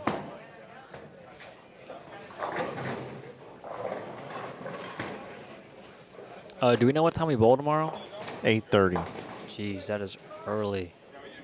It is. It's a long day tomorrow, actually, by the time you get done with it. And it's a Kevin long doesn't prep. like early. That's why I hate my class schedule.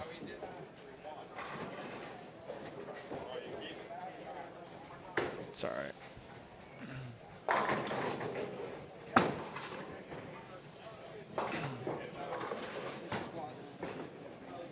Boog Kroll and Kendall Martin's score from earlier today at 350 over is going to make it. Rollbars and Henninger are going to make it at 315. And according to my records, Britton and Harper are going to make it at 308 over. It's going to be right around 300. That's a pretty average pace, I would think. I think I wrote down earlier today what I thought the cut number would be. You did write that down. What is that number right there? That says plus 308. Sure does. He's a time traveler. And I think it's going to be 308. There's got to be some sort of award they can give you for that. Isn't that crazy? I mean, it's the only number I've written down right there.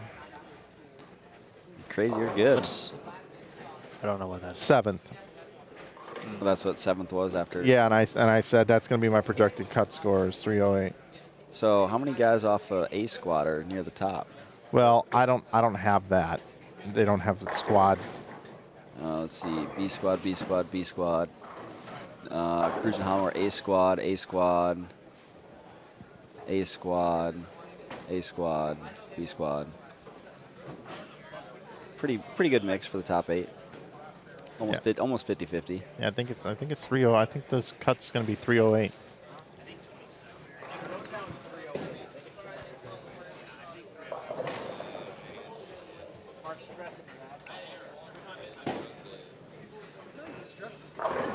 Unofficial cut 308.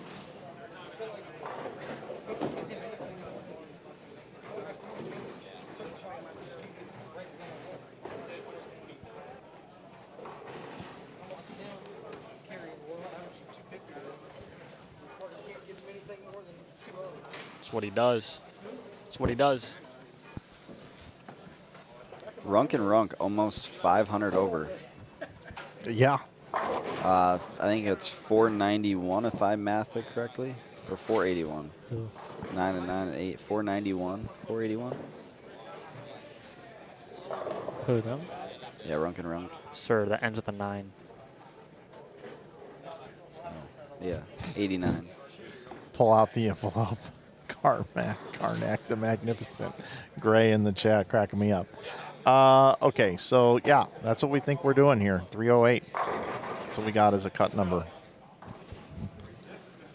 What are you looking forward to most tomorrow, Mike? Why the hell did this not ever go to Game 7? What am I looking forward to the most? I like once it gets down to where all the games are being bowled on the stream. Because then I can just call what's in front of me. So every game of match play is covered on these pairs. So I'm looking forward to that.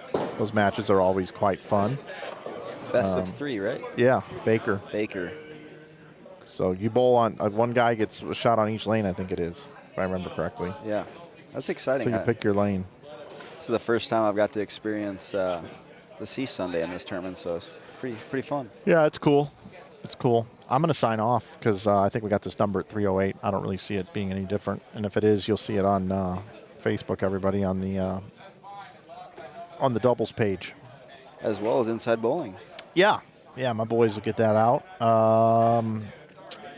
Farrell Williams and Zach Wilkins will still have an opportunity to repeat. They are going to make the cut. I'm sitting with the leaders,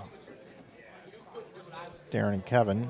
And we'll be back tomorrow morning at 8:30 a.m. I want to thank the sponsors again. Smith Auto Transport, Heart of America Beverage Company, M5 Pools, Brunswick Bowling, Bowlifi, and Enterprise Park Lanes.